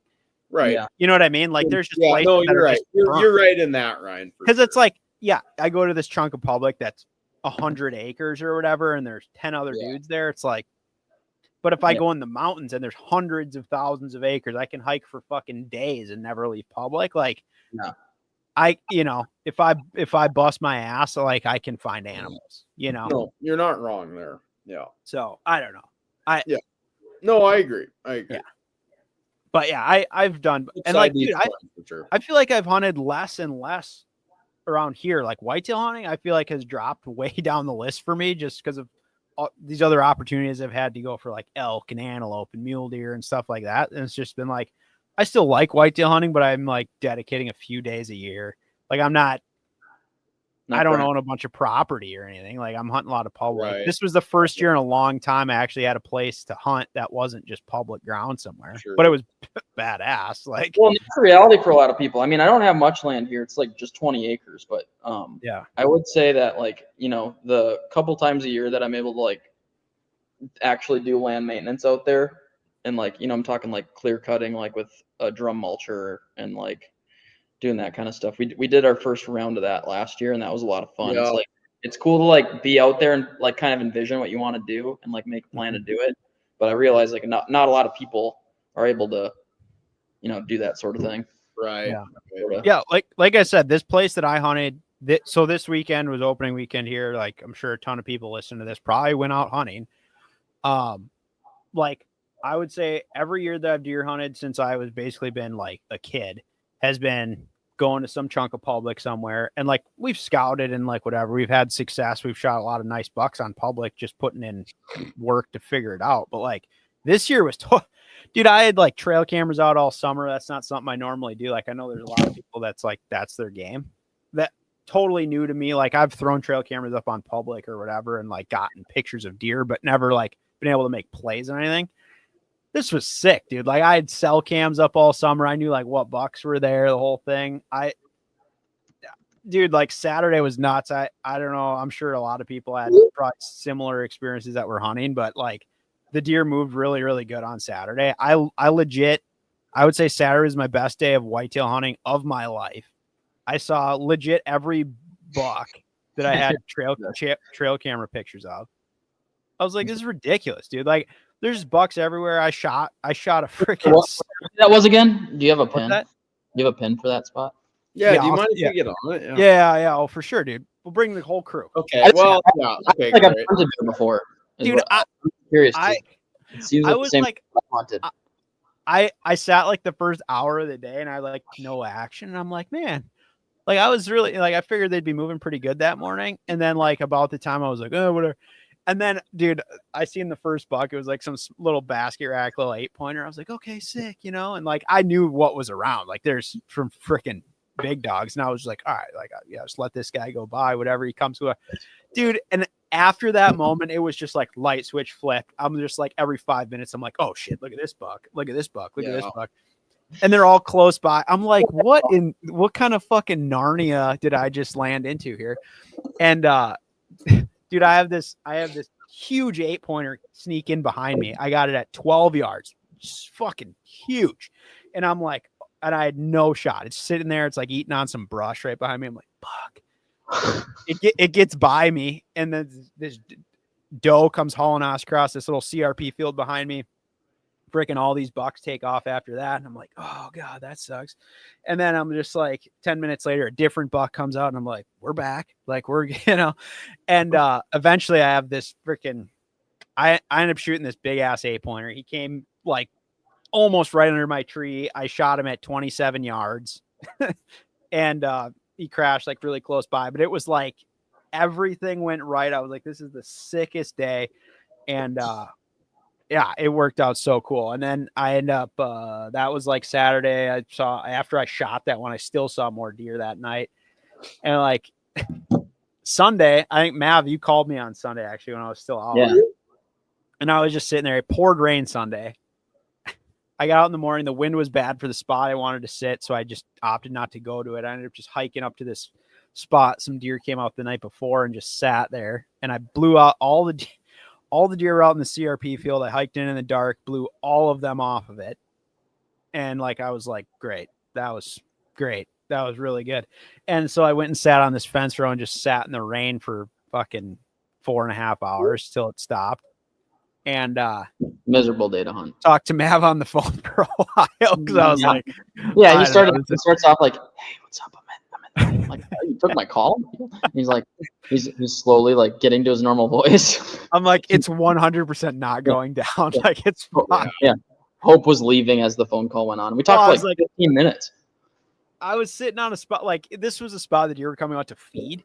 And like I blew them all off like in the morning. Not like I made a bad play and then whatever. They all got out of there. And I was like, well, they're pretty much all does. And I filled my buck tag already. So I was like, just doe honey. And I'm like, they're not coming out till tonight. Like I know this game. Yeah. And so yeah, I talked to you for a while. We bullshitted and then I'm hiking. I called my dad actually. He was hunting on another chunk of this property that's like just down the road or whatever. And he was sitting on like it's like a corn field with some timber around it, all kind of ridges and stuff. And he wasn't having a lot of action because it was raining too. And he's seen like one little button buck or something. And he's like, yeah, I think I might pop back over there because he still had a buck tag. And I was like, yeah, I didn't even sit that spot this morning because the wind was bad. And he was going to kind of regroup and look at some stuff. And he's like, well, he's like, I'm probably go back to trucking and like get some coffee or whatever. And he's like, oh, I got this pie. And I was like sitting there in the fucking rain. I'm like, pie sounds pretty fucking good right now. So I was like, all right, I'll meet you at the truck. You know, I was like, I'll hike out. And it's like, whatever. It's like 100-acre pie. It's like, it's not far, you know? Yeah. So I hike like a third of a mile or something. So I'm like, okay. So I hang up with you. I pack up my crap and I start kind of hiking, walk across the big CRP field. I'm kind of walking on this thing. And I had like, I'm carrying my gun, like kind of like, you know, so I could shoot if something jumped up or whatever. And I'm kind of sneaking along the top of all these little ravines on my way back because we had mowed a truck trail kind of along the edge of the CRP this summer, just so we could like access it to like if we got a deer down or whatever. Yeah. So I'm walking right down that, and I can see down into all these ravines I'm going. And I knew my dad was going to be driving up there with the truck like in just a couple minutes because I spent the time hiking out of there. I'm just easing down this little thing, and I get like almost to where we parked the truck, and I can hear on the road him pulling into the spot, like coming off of this gravel road into this like mowed grass lane thing. I could hear the truck pulling. He's like maybe 150 yards away, and it's like downhill for me. Pulls in, and all of a sudden, right ahead of me, I see these two deer. Like they must have been literally walking on the truck path, you know? And so he pulls off the road and they must have like spooked from the truck and they're running like right towards me on the road. I'm like, oh, fuck. Like, okay. So I just kind of like step off the side of the road and I get my gun up or whatever. It's two deer. They whatever, they run, they have no idea I'm there. They're just kind of like trotting along. And then they split. And then one of them must've winded me because like my wind was blowing right at him. And it like drops down in this ravine. Well, the other one didn't know what happened. And it just kind of looped around and just stood there. And it was like maybe 50 yards. And I just threw my gun up. I got on it and took a shot. And it wheeled around and it just kept running at its tail up the whole thing. And I'm like, it just happened so quick. And I'm like, well, fuck, like there's no way I was on this deer. Like I felt very good about the shot, but I'm like the way it ran off, like it didn't look hit. And I was like, that's not great. But it was close and I just like felt good about it. So I walk up to like where it was standing and like we were super close to the property line. Like this road is like almost on the property line. So I was like, I don't want to like go across or whatever. And I'm just like standing there. It's like 10 feet from the property boundary. And I'm like looking around on the ground, looking for like some blood or whatever. And I see like 2 clumps of hair laying there. And I'm like, okay, all right. That's like, a good sign. We have contact, you know? But it was white hair, which I don't love. And I'm like, okay, well, maybe I hit it low or whatever. And then like, as I'm sitting there trying to like assess what happened, I can hear it kicking. Like I can just hear that sound, you know? Yeah. And I'm like, oh fuck, it's down like right over there. So I go kind of walking down there and then I see it and it only ran like maybe 40 yards and just fell over. Like it just didn't look a hit when it ran off. Heck yeah. So it's funny. I called my dad right away and I knew he was like parked like literally probably 50 yards away. And he's like, hello? And I was like, yeah, dude, like I just totally got one. He's like, what? And I was like, yeah. He's like, well, where are you? I'm like pretty much on the road. Like I'm like right next to where you are. So he's like, "Oh, I'll just drive up there." So he drives like 50 yards up the truck trail, and the deer's laying like 30 yards from where we can drive the truck to. And so he drives up there, and I was like, "Check this out, dude." So we got that one, gutted it out or whatever, and threw it in the truck. And then we ended up sitting, because that was like, I'll say middle of the day, like I don't know, maybe 12 o'clock or something. So I was like, well, that worked out perfect. Like I was literally walking back. So then we had our little victory pie right there, and made a new game plan. And he was like, he's like, "Oh, dude, like I'm gonna." He wanted to trim out a spot. There was somewhere he wanted to sit, but we hadn't really like set it up. And he's like, "I'm just gonna throw a stand up here." So I helped him. We went and put a little ladder stand up and trimmed a couple of shooting lanes quick in these cedar trees. And this is at like 2 p.m, right? It gets dark at like 5. And we're literally in there trimming shooting lanes, the whole thing.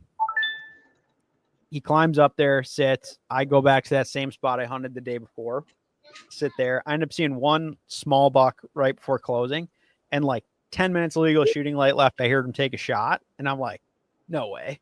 So he called me right away, and there was a buck that I had seen the day before, and I got this super sick video of it. Like it came in, I had it at like super close range, really cool buck, and it was one we'd seen on trail cameras this summer, and it was really unique rack, super heavy and like compact, but it had like a hole in its antler. Must have got like poked by something in velvet. Just kind of like a unique looking buck or whatever. And it was one of these, like the trail camera pictures of it weren't that impressive, but when I saw it in real life, I was like, oh shit, that's like a pretty nice buck actually. And then I got this big long video of it, and I showed it to him on Saturday, because I was like, dude, check this buck out. And I was like, would you shoot this one? And he's like, oh yeah, I would shoot that if I saw it. Well, he literally puts his ladder stand up, trims all the shit out. The tree that he put it in, right, like almost touching it, there's a small cedar tree right next to it that we'd trimmed up earlier this year. Just, it was like near an apple tree, just so it had like more sunlight or whatever. There was a rub like on that tree. And so he puts the stand up in the tree with the rub on it. This buck sneaks in behind him. It's working the scrape in front of this rub on the tree that his stand is in. So it's like 10 feet below him, just like right under this tree. And it walks out, and you end up shooting it at like whatever, like 15, 20 yards or something. But it literally came and worked the scrape underneath his feet. Jeez. And then walked out, and he actually got a shot on it. That's sick. That with the hole in its antler? Yeah. And so, yeah, he shot that one last night, actually. Nice. Which was so sick. So yeah, right. It was like right at closing. So we go down there and we recovered it and the whole thing, got taken care of, got out to the truck. But yeah, so we ended up having opening weekend. We shot 3 deer, and 2 of them were like pretty big bucks. And so that was our chore today, was just cutting everything up and getting. That's gotta feel good, man. Dude, it was so sick. Like, yeah. And like I said, we only had a couple days, because we're going out west this coming weekend. So I was like, I'm not going to hunt here next weekend or whatever. So I was like, I'm just going to give her this weekend and hope something works out. And we ended up both punching our buck tags in 2 days and ended up getting a doe too. So yeah, I would say successful all around opening weekend, but very fortunate to got the plug on that property and been able to get in there. Cause it was just like, I've never experienced whitetail hunting like that. I know for probably a lot of people, that's like, probably nothing crazy, but I enjoyed the hell out of it. It was pretty badass, getting to see all kinds of deer and just getting to watch deer. Like, I think that's like part of whitetail hunting I like a lot, is just like watching deer do deer stuff. And got to watch a ton of that this weekend, so that was pretty cool. That's sick. Yeah. I can't say the same for my whitetail hunts this season in Minnesota. It's been not a lot of deer watching, or at least buck watching. It's been a lot of fawn and doe show. Yeah, a lot of trail camera pics of nice deer, but can't really seem to be in the right place at the right time. Yeah. Damn. But you sent me that one picture. You got one pretty sweet buck up there that if you connect with that. I got one stud that I'm like proud to say that's staying around. It's a nice 10-point. I actually think it's a deer that I had bust me right when I bought that land 3 years ago. At that time he was an 8-point, and he's got this weird, his right beam kind of like curves in over his head, while his other one's like a little bit wider. Like this, his front beam like kind of comes in more, And I was looking at old trail camera pictures, and it's just kind of a weird. He's at least from the same genetics, but it's a very similar frame to what he had before. Now it's a 10-point instead of an 8. But I was like, the same deer? I mean, it could be because 3 years ago, I mean, he could have put on that mass for sure.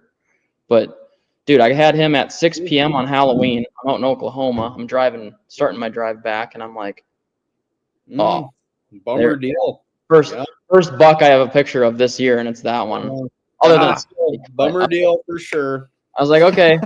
Well, then I'm like, it's early rut. They're probably just moving around. Well, then last Tuesday, 11:30, middle of the day, he's right underneath my stand. Got him on trail camera. I'm like, oh, should have been sitting with the bow. But that's the thing with my land is it's like you almost have to like grind it and like sit it a bunch of times because like the way I have it set up is like I only own 20 acres, so I have a lot of activity on my land, but it's mainly used as like a transient zone to like another field, right? Or like to another area.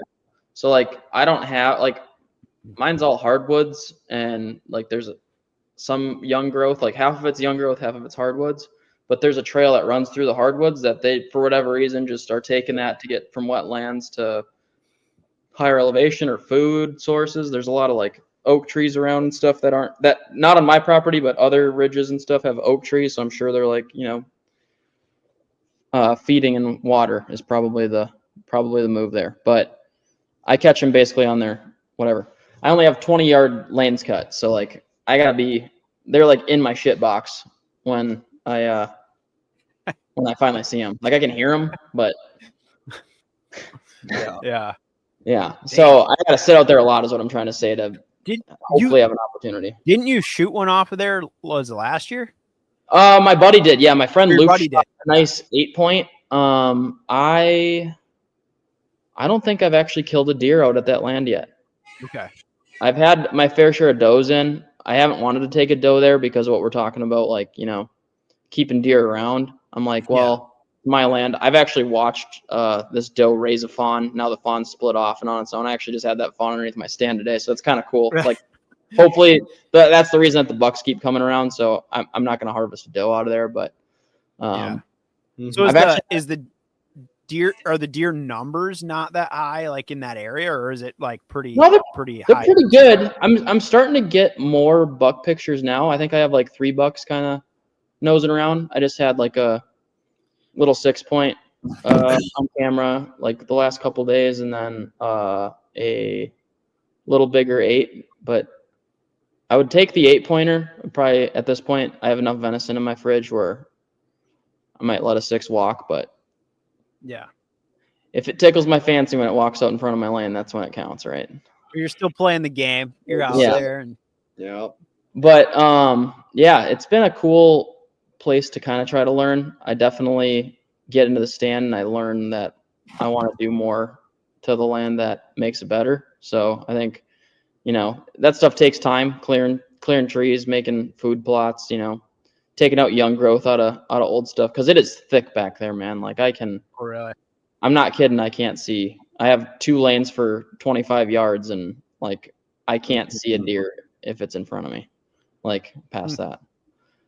But so do you like kind of have like long-term plans of trying to like improve that for like deer hunting, or? Yeah, next year I want to do like at least an acre food plot. I'm not really sure what I'll plant in there. I threw some clover out there this year, late season, that ended up grabbing on, and deer are already starting to feed on it, so that's nice. And it's supposed to come back next year, so we'll see. But I definitely need to till up. I cut a lot of trail last year. I cut over 5 acres of trail. My uncle came out with a drum mulcher, and we cut a bunch of young growth down, and all that stuff grew in super lush this year, but there's still a lot of wood chips on the ground. So I got to like really get in there and like till the dirt and like make it kind of more lush and make the trail a little straighter. But I mean, that would be, planting some clover there, trying to get deer to stick around a little more, and make the 20 acres like a little sanctuary for them. Mm-hmm. Do you have is there a lot of grouse on that property? I feel like that's in like the part of the state that's just loaded. I bust grouse every time going to my stand. I'll drive over. Do you shoot them? Yeah, I will if it's not like I'm not actually. He's going like, yeah. Yeah, no, they'll be. Okay, well that's good. Grouse wild rice soup. Yeah, I mean, that tasting grouse are right there, so they're way better coming to a than YouTube channel Sharpies. near you. I just had one treat up at my shop today. I was just like, oh god. Yeah, shoot it. It's good should've. eats. It's It is. open, dude. It is open. Yeah. It is open, and I had freaking deer on me. I don't want to shoot when there's deer around. Oh Well, yeah. Not with your rifle, but just go grouse hunting. Yeah, Little slingshot action. Get 'em yeah, down, might as well. dude. Might as well. Take a grouse out with a 308. I don't know if you'd have any meat left. That's what I mean. You need to go just see if stick fucking with Dave, deer. Tyler back a little bit. Yeah. Don't worry. But yeah. That's good. Stolski, I want to hear about this buck. You told me you killed a buck. I did. I killed one Got last. approximately 0 pictures of this buck. Yeah. You know, I've just sort of been in this. I'll send you guys one picture, but sort of my whole disgust with the whole state of the industry. I'm not even kidding. send the boys a pic.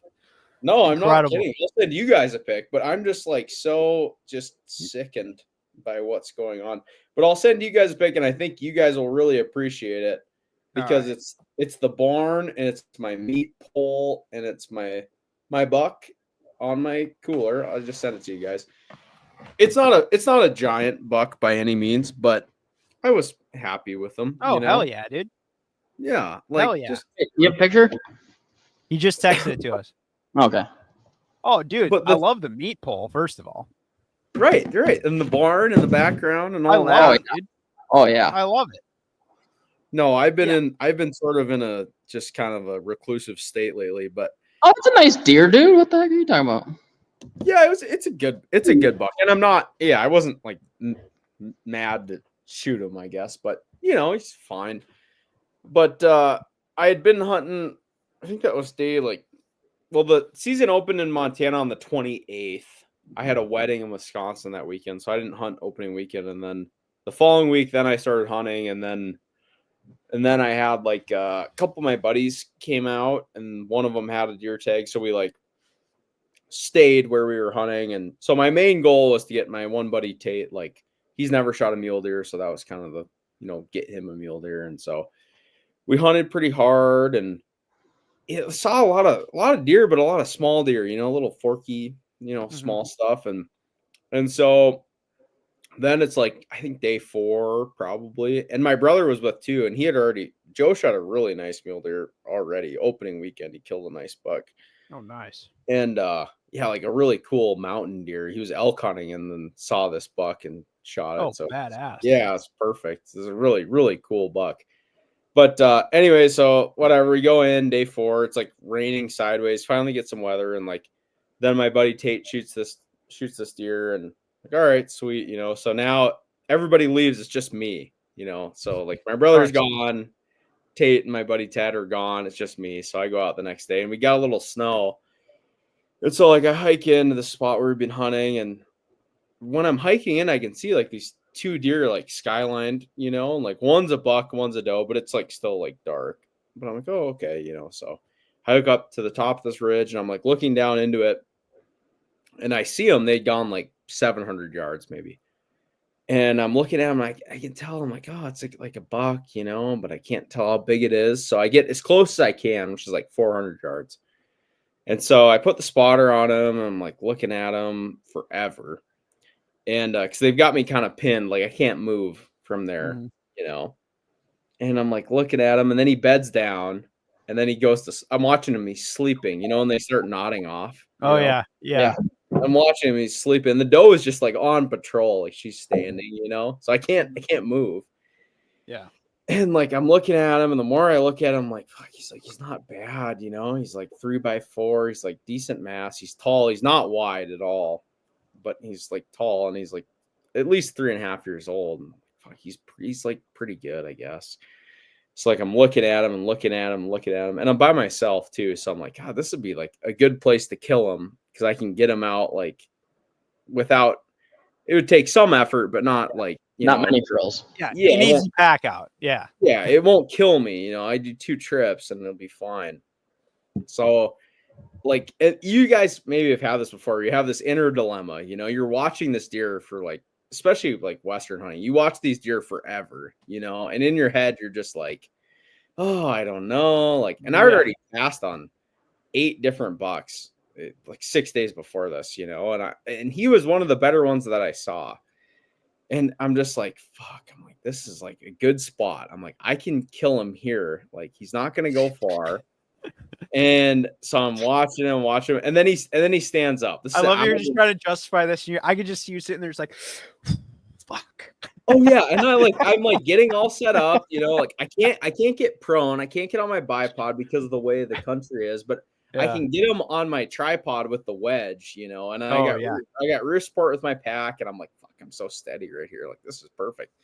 So I'm like, okay, I range him when he's bedded. I'm like 400 yards, okay, that's, you know, I spin my turrets, and I'm like, okay, if he stands up, like we're gonna get one last good look at him, and he stands up, and I see the one side, and I'm like, he's pretty good on that one side, you know. And so then he starts quartering like away from me, following the doe, and I'm like, fuck, I gotta shoot him, you know, like this is a good spot. And so like 425 is what I figured. I had my turret set at 400, and so I just held a little high and I made a shot, and I just smoked him. That 6.5 PRC is such a badass deer round. I mean, it is just like, oh my god, it hit him so hard. So I hit him. Have you been using that for a while? Yeah, well, this is the second year. I just got it last year. Okay. So killed my antelope with it last year. Last year I did not get a deer, so it's only my brother killed his antelope with it last year. He kills antelope. So this is the 4th thing it's taken, but it's so fast. It hits him so hard. And so I shoot and I hit him. I just crush him. But at that range, 425 yards, you're not really sure, you know. So I rack another. I can see he's hurting bad, and he goes down to this coulee. And then I don't see him again. I'm like, fuck. I know I made a good shot, but I don't know for sure. I'm not like a great long distance. But like it felt good, and like it felt good. And I heard the, you know, like we talked about whack. Yeah. Fuck, he's got to be hurt, you know. So I, you know, pack up all my shit, and like I hiked down to where I saw him, and there he is. He's dead. He only went 25 yards, maybe 20 yards. And you know, the bummer, there's no bummer part about it, because it's like it's a good buck. It's like an old enough buck, but it's like it's over now for me, the mule deer season, you know, and they're my favorite thing to hunt. I had hunted them 9 days before that. I'd seen, I don't know, 14 different bucks, but like they're my favorite thing to hunt. So it's kind of sad, you know, when it's done. Right. You pull the trigger and you're like, damn. Right. But I'm very happy with him. Like, he's a good buck. Like, I mean, for public land, Montana, like not a giant, but like he's good. But yeah, I mean, it was a really fun hunt. And the only thing I wish is that like my brother or someone else could have been with me. I love hunting by myself, but it's more fun if you have someone with you, you know. It sucks more when it's like you were in camp with a bunch of people and then they all left, and then they all left. It was just me, dude. Like I've had that before too, where you're like, oh, I'd love to do it when they're all here, and then they leave the next day. You're like, yeah, and that's what it was. It was the next day after everyone had left, and so. But you know, I mean, it was a fun hunt and all that stuff, and like obviously hunted a bunch of days before that. But it is sort of a bummer thing, you know. Like in Montana, you only get 1 buck, so. But I'm happy with him. Like he's a good buck and all that stuff. And yeah, now on to elk hunting. Now I've been fishing. I took a little break, but now I'll start elk hunting, I guess, for the rest of the season. But yeah, it was fun. It was a fun hunt. We saw like a fair amount of deer. I think numbers are down a little bit compared to what I've seen, like just where I've hunted the last 3 years. But you know, they were rutting pretty good, and they're rutting really good now because I see them in my yard right here. I don't know, Ryan, did you see that video? Did I send that in the? I don't know if I didn't see it. If you sent it, maybe I didn't send it in the group chat this morning, but just this morning I was like pulling out of my driveway, and there's like not a big buck, but like a 3x4, like right in my yard. And I'm like 10 yards away from him in my truck, and he's just like hot on this doe. Oh, so that's awesome, dude. Your timing is good for when you come out. So yeah, that fires me off. Yeah. But yeah, we'll see how it goes. Like I said, we just have the 1 tag. You'll fill it, I'm sure. Yeah, my dad's got a buck tag, so I'm going with him to help him try to fill that. And just pack the glass around and probably just try to turn one up. But I think I'm gonna bring. I mean, in the last like 4 days, I've really seen them start moving. Like when I saw mine, he was with one doe, but the day before that, even I saw a lot chasing. So your timing is good. It's been a weird fall out here. It's been very past couple of years. Yeah, the past couple of years we've been going that weekend right before Thanksgiving, and the rut's really been just fired up, dude. And like, it's been really good. But this year we got that. We're doing like a event at Thorn Brothers that weekend. So I was trying, and I didn't draw the tag. Like we split. We didn't put in as a group. So like he drew and I didn't, and I was like, shit. And so I was trying to convince him because I'm like, I'll come and help. But I was like, can we go that other week? I was like, I can't go if we do it on that same weekend. And apparently I convinced him to go the other weekend. So he was like, all right, let's do that. And I was like, shit. So I tried to scoop a doe tag actually, but we didn't confirm the dates till like recently. And I went on Montana Fishing Game, whatever, go to the surplus tags. Normally there's tons, like, because they changed it like whatever last year, the year before, where like mule deer tags are only good on private, but you can still get whitetail doe tags. Yeah. And like we got a couple areas that were really good for whitetails. And I was like, screw it, I'll just scoop it. We can go down there in like one morning and get a doe. Like it was no big deal. Got all over. And I didn't, the hunt code was not available. And I'm like, what the fuck? Like, no, there's like thousands of tags left over normally. So I called the license office. This is the shit, right? Because like surplus tags in Montana go on sale, what, like August? Yeah, I think and I'm like, there's always tons of leftover. I called the game and fish office and I was like, hey, is there for this hunt code? Like, are there surplus tag sale? And they were like, we, there were, and they're like, but we sold out of them this morning. I was like, you gotta be shitting me. I waited that long. And like the day that I was like, I should buy one, they literally sold out that day. I was like, but I was like, okay. So my game plan now, I think I said on last pod though, I'm just going to pack the 22 rifle with, and I'm going to try to stack some porcupines and get this buck on the ground. It's kind of the game plan now. Yeah. Coyotes too, man. God, or whatever. I don't know. Man, I saw a couple of giant coyotes when I saw Did you? I mean, some one we thought was a legitimate wolf. It was so big by himself. I mean, it was insane. We're like fucking looking at him through the spire, like, fuck, that's a wolf. It was not. It was a coyote, but it was huge. Big coat on him. Yeah. Critters are growing, dude. I guess. Hey, speaking of that, my buddy, I don't know if I might have talked about him on here. Oh yeah, that trail camera page is sick. My buddy Kaysen, I know talking with a guy I fished in college with and everything. He does a lot of trapping, and I was chatting with him today, and he just trapped his personal biggest beaver ever in Wisconsin.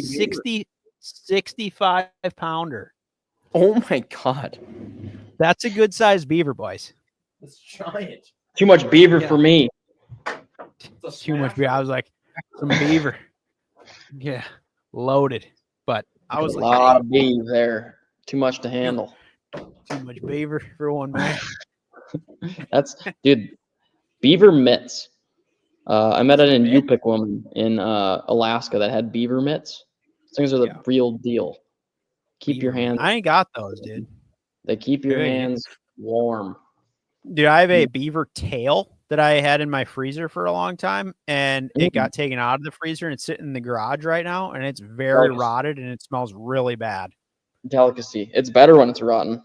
Yeah. Well, I got one sitting in the garage. I should just throw it away, but it's just sitting there smelling like shit. Perfect. it's like lutefisk. Is it? Beaver tail? Yeah. Rotten beaver tail. Ooh, stinky. It's the new thing for charcuterie boards. Put that on the back of your jig. Put that shit on crack. If you let it sit long enough, it gets tender, I think. Yeah, it does. Oh, I will say this. I had the craziest thing happen when I was deer hunting. Yeah. So Joe and I go hunt this new spot, and we're getting out of the pickup and like hear a noise, I'm like, God, it sounded like an elk bugling, It's November like 6th at this point, 7th. It's not 7th probably. It sounded like an elk, And so we get out of the pickup, we're like getting ready to hike in, and then it does it again. I'm like, that's a fucking elk. and screaming, and not just one, but like 3 or 4 bulls, like ripping bugles. Yeah. So like we start hiking in. It's just like a small little coulee, like it's a little piece. It's not very big, Mm-hmm. And so like we get in there, and like they're like close to us, and they're like moving towards us, And we saw like it was a herd of like 75 head of elk. Now, granted, where I was hunting is a draw tag for rifle for bulls, like a tough draw at that.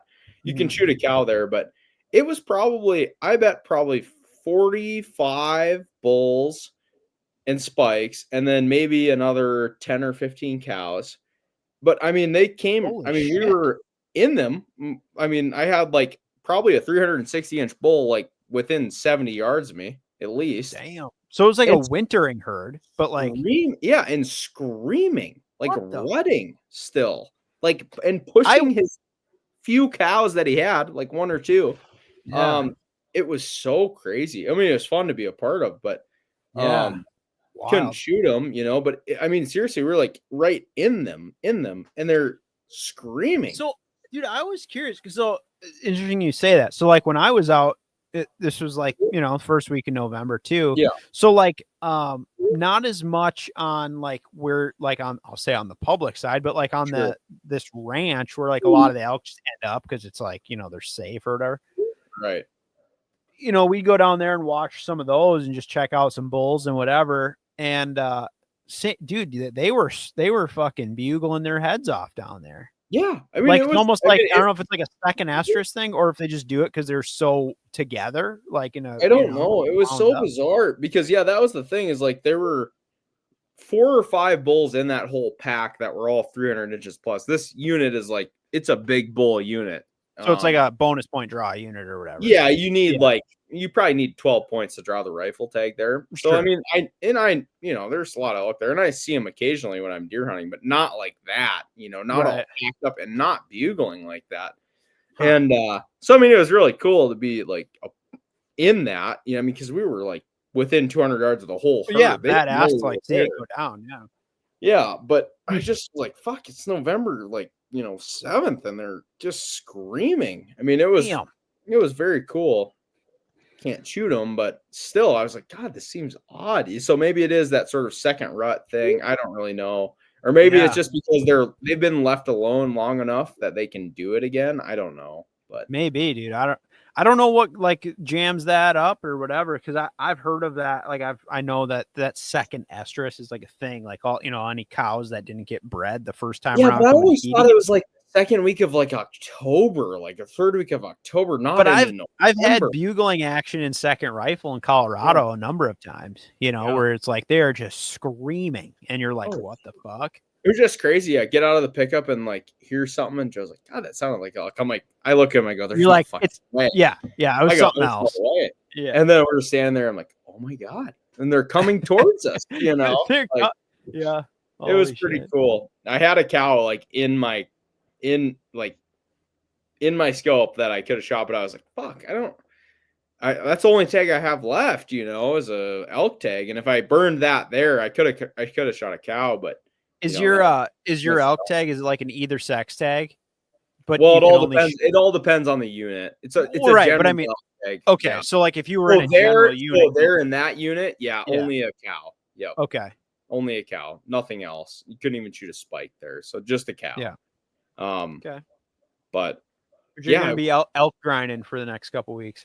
Yeah, I guess I got to. It's the only tag I have left, so. I guess I'll be hunting for elk. God, that sucks. Will you shoot a cow for meat, or are you just like? Yes, I will. I do actually have a cow tag as well for the unit that's between me and Helena. Okay. So that would not apply to my, well, general tag. If I shot a cow, then I'd just be done. It'd be done. There'd be no more. That'd be plenty. You're like, I'm good. Yeah. Yeah. Oh yeah. And if Joe shoots a cow, my brother, I mean, he's got that cow tag as well. We're good. You just split the meat and be like, we've both shot a deer now, and he got an antelope, and so if we get a cow elk, I mean that's you'll be full up, dude. Yeah, ample. So yeah. Now it's onto the elk. So But man, the fishing's so good. I mean, it's like when I went yesterday, it was just absolutely insane. I was like, fuck. Give us a little snapshot. What's been going on out there? The fishing? Yeah. Yeah, well, it's really good. If anybody wants to book a trip on the Missouri River right now with me, the weather is good and we will go out and just destroy them. I Fat mean, tips only. Oh, fuck, dude. I mean, it's like, get it out there. Well, wham, wham. Joe and I went yesterday, and like that was the first time I've like fun fished in like probably a week and a half. And it was just insanity. I mean, giant rainbows in this much water. Get it out there. Well, and like it got boring towards the end. I mean, we were just getting them in every single spot, you know. But yeah, the fishing is like awesome. It's so good. But there's no one here. No one's doing it. Like that's why it's so good, you know. Yeah. I mean, it's one of those things, but yeah, it's just insanity. I mean, fucking get it out. I mean, like, you know, 20-inch. I think our average fish yesterday was probably 19 and a quarter. You bonking them? You bonking them or what? No, I won't. I don't bonk them. And they're my little business. They're my little business partners. I have to keep them alive. Keep a little business partner sometimes. No, not these ones. They taste real good in some olive oil. This is a vital part to my income. Stolski's talking to the wrong two guys. Salt, some peppercorn. If you guys came out here, what we would do, we'd go to the lake, we'd go above the dam, we'd go catch a bunch of those. They taste better out of the lake anyways. Yeah, that's what all these guys say. I want one out of they taste better out of the lake. I'd be like, I'm clubbing them out the river, brother. Guys, this is vital to my income. No, dude, the shallow water trout have the right flavor. They do.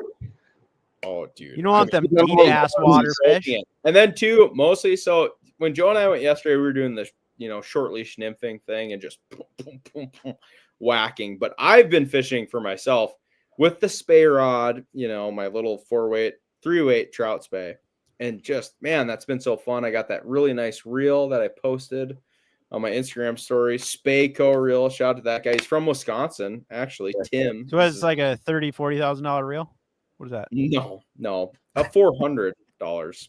But man, a sweet reel, a classic Gear and Paul. Yeah, but that's been fun too because I can just go down right from. It looks fun, there. But God, you just look like I couldn't even talk to you if you're using that. No, you would like it. Don't I mean a lot of people? I'm not saying it's not good. I'm just saying. No, you would love it, Ryan. Actually, tight line grab like that. I mean, you're swinging it. It's coming through the run.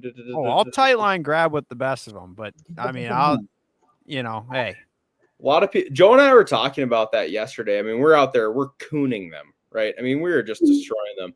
And we said, you know, because we both grew up in the Midwest. I mean, I was a, you know, bass angler, muskie angler, all the things. I'm like, if someone, you know, that hates on trout fishing, fly fishing especially, was out here doing this right now with us, they would have a change of heart. They would, because it is instant gratification. When you set the hook on trout. So what you're saying is the fishing's so good it would make someone actually want to go trout fishing. Well, Ryan, I mean, I did 97 days this year, so I had 97 people that wanted to go trout fishing with me. How many return clients, Stolski? But yeah, it's that good right now. Where like, I mean, my gosh, you could take anybody and put them here and they'd catch them. You know? Yeah. That's badass though. How are the is the water like down or is it still pretty good? No, the water is low. It's like 3,000, 49-degree water temps. So the fish are happy. Trout like cold water, you know. So yeah, they're just chewing. I mean, it was just like, man, it was just insane. Get it out, and they just explode. You know, it's fun. It wouldn't be as fun if you were fishing them on like a heavy gear, you know, but with a 5-weight fly rod, it's a lot of fun. Like how big are the trout you're getting? Like what is like the average? 18 to 19 inches or okay. We had a bunch so like solid fish. Yeah, we probably had half a dozen over 20, I would guess. But you know, when you catch them on a fly rod, it adds to it all. Like, you know, and I grew up where we all did, you know, so I've caught trout on spinning rods and it's like, oh, it's not all that fun, you know. But if you get them on a fly rod, it adds to it, you know. Wow, when they're on the stringer, they all look good to me. I don't know. I will say this. Prime dates going fast for 2025. June, I only have 6 days left open. July, I think I have another 7 days open. So book now before What you're saying is the Stolski's getting booked up here. Hot commodity. But May, I have lots of openings. May is awesome. People don't like to come in May because it might snow, but it's really good. I gotta get you out here, Ryan, and Mav too. I mean, we Maybe just got in May. we got to do like no a group clients. trip. Let's go. I like trout fishing on the river. All right. Yeah, I know you do, Mav. You're a fly fishing guy. I mean, yeah, come on. I started picking it up when I started going to school up in Duluth because I didn't have a boat up here and I didn't have like anything for ice gear. So I was like, what's there to do? And I just figured out North Shore steelheading. And Yeah, I think the first season I caught a mess of pinks. Here's what we're gonna do. We're gonna go in May. You guys come out. Nothing's going on in May back home. I mean, walleye opener, but that's worthless. Come here. We're gonna whack them, and we'll have a really good time doing it. So heck yeah, that sounds like a dream. I think we could potentially line that up. Yeah, and you know what, Ryan? And also too, we'll keep a couple. We'll keep a couple, and we'll do a little, pan fry. I'm fine with that. I mean, we're killing some. Well, yeah, we'll club a few. A couple 16 inchers. That's perfect. That's good eater. So yeah, I like it. I'm for it. I feel like I've fished some water in your neck of the woods too, Stolski, like out in Craig. But what's that? I feel like I've fished some water out in your neck of the woods too, like out in Craig. But yeah, the Missouri, you may have fished it. There's some we're gonna burn your shit to the ground. Yeah. Well, the good news is there's no community or there's no secrets here. It's all go to the aquarium. Yeah. No, we'll get them. That would be actually really a fun trip for us to do though in May. I think so. I think we should try to line something up. I like that. It's kind of like a dead period for everybody, I mean, like not a lot going on. So yeah, first, second week of May, we should do it. We should do it for sure. So, okay. So here's what I'm thinking. So I feel like unless you got any other trips you've been on, I feel like we beat that in good. Like I'm pretty well caught up till I go out. I'm coming out to Montana. I'm coming out to Montana on Friday. No, Friday I don't have Friday to Tuesday. So maybe I'll see where you're at in the world and then. But if you want to come buck hunting on Friday? Friday to Tuesday. So if you want to come buck hunting, send you the pin. You're kind of that like not to spot burn, but you're kind of on the southeast side, is that right? Yeah, we're hunting in southeast Montana, yeah. Okay. Long ways for me, but long ways. Fishing, boy, it's good. Yeah. I mean, we would destroy him, Ryan. It would just be insane. No, dude, but we got to get this buck on the ground, dude. Oh, he's going to kill one on day 2. Well, probably, but like we'll see. Right, right. I like it. I like it. We've had a lot of success in this area, so I feel like we'll get it done. Bring your old man out here. Is he a fly fisherman? He actually used to, because we used to live in Milwaukee, dude, and he was a steelhead fiend. Yeah, bring him out here. I'll show him something. I mean, he'll just love it. Well, bam. But first things first, kill the buck. We got to get the buck on the ground. Yep, dude. We need big muley, then we'll talk. Yep. Framey, good mass. Yeah. All that. All that. Mm-hmm. So, all right, let's do 2 things. So, one, we actually, we've been talking about this for a while, but we keep dabbling with this whole giveaway thing. We had our YouTube. Yeah, that's right. We have a special announcement. That box. Special announcement. We got the YouTube channel with 1,000 subs. So we're going to do our giveaway. I don't remember all the things we had. It was a bunch of stuff. We all were like, yeah, we're going to throw this in. So I'd like to add something to the giveaway right now. Oh, okay. Let's go. Yeah. What do we got? Full day guided trip on the Missouri River from yours truly. That's a $700 value. I'm putting it in the giveaway. If the guy who wins it I'm not going to cover your lodging or your travel, but if you can get here and you get me a date, we'll do it. Lunch is included, the whole 9, fly rods, all that. Shit. So, okay, this just got real good. Yep, this is a good giveaway. That's a nice. So we're just randomly picking one comment on YouTube, and if this person hits us up in the DMs, they get all this stuff. Yep, a bunch So of stuff. I think everybody threw something in, so this will be good. So I'm just gonna scroll through. We're gonna pick it right now, live, boys. Oh, we'll get him a Mav hat too. Oh my God, Mav getting in on the giveaway here. Okay, love it. Okay, I'm going to. Let's go. I'm just gonna random scroll back to an episode. So we got the that's the Barb YouTube channel up here, and then we're gonna go. Which one got a lot of comments on? Oh, we'll go back to the Chancey Walters episode since we're talking hunting here. And we'll scroll comments. Whatever we stop on is our winner. This guy right here, Kyle Matasic, commented, "Love the pod." That's our winner. Kyle. Send a DM. Congratulations, Kyle. Kyle Matasic. That's definitely what it says. I'm screenshotting that. We're going to post that on social media. Thanks for listening, Kyle. Got us to 1,000 subs. So perfect. Thank you, Kyle. But yeah, got a lot of stuff generous offer there. Well done, sir. Well done. Well, hey, so gotta contribute somehow. Let's round this out with a little geared up. I feel like we've all been out a bunch. Yep. You want to just do like, geared up two things.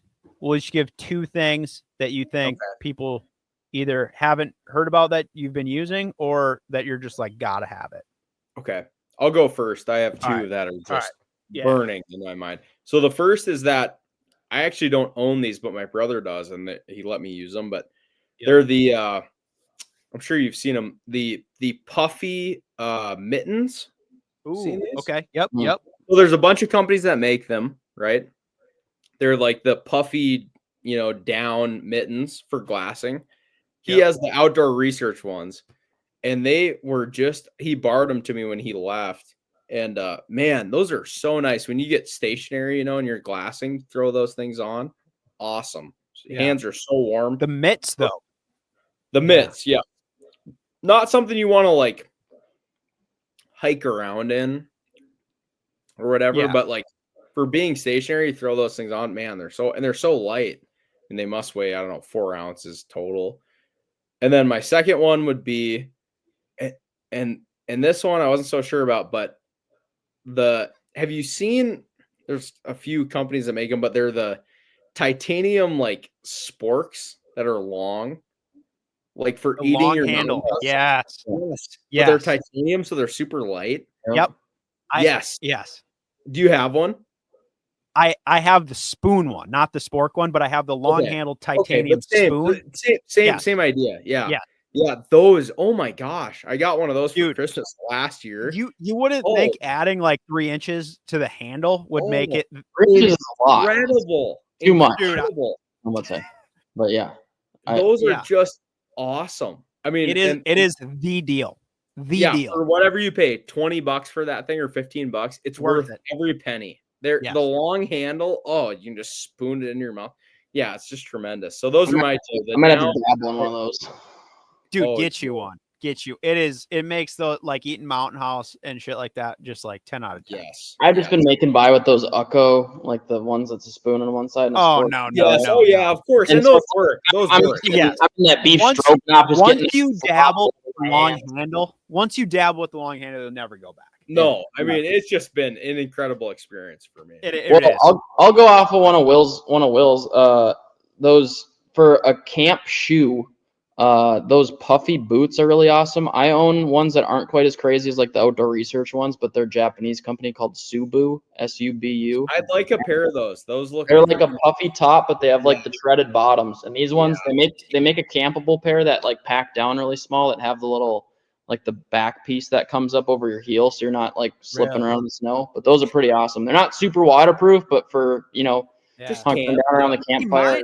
Mine suck. I got these ones. They're more like, I'll call them puffy socks. Like they don't have tread on the bottom, and they're like like I think North Face makes one called like it's like called the Inferno or the Snowball. No, this is like some like Asian. It's the brand is Sundick. that make the ones that I have. I don't know what kind of Japan you're in, but yeah. Damn, are they warm, dude? That's awesome.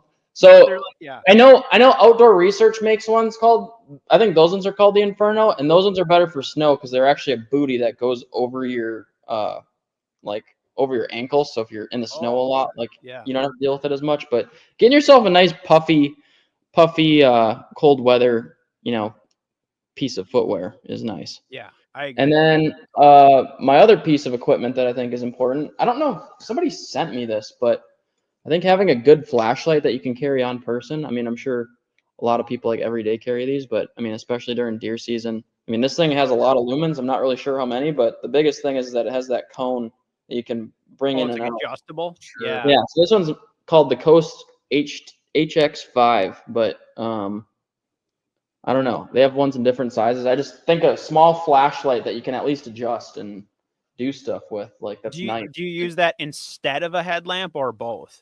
I use it for both. I use both, but it's really nice having a smaller flashlight, especially like when you're tracking blood. I mean, how often are you looking around like this? I mean, being able to have a stable light source and being able to track blood that way is super awesome.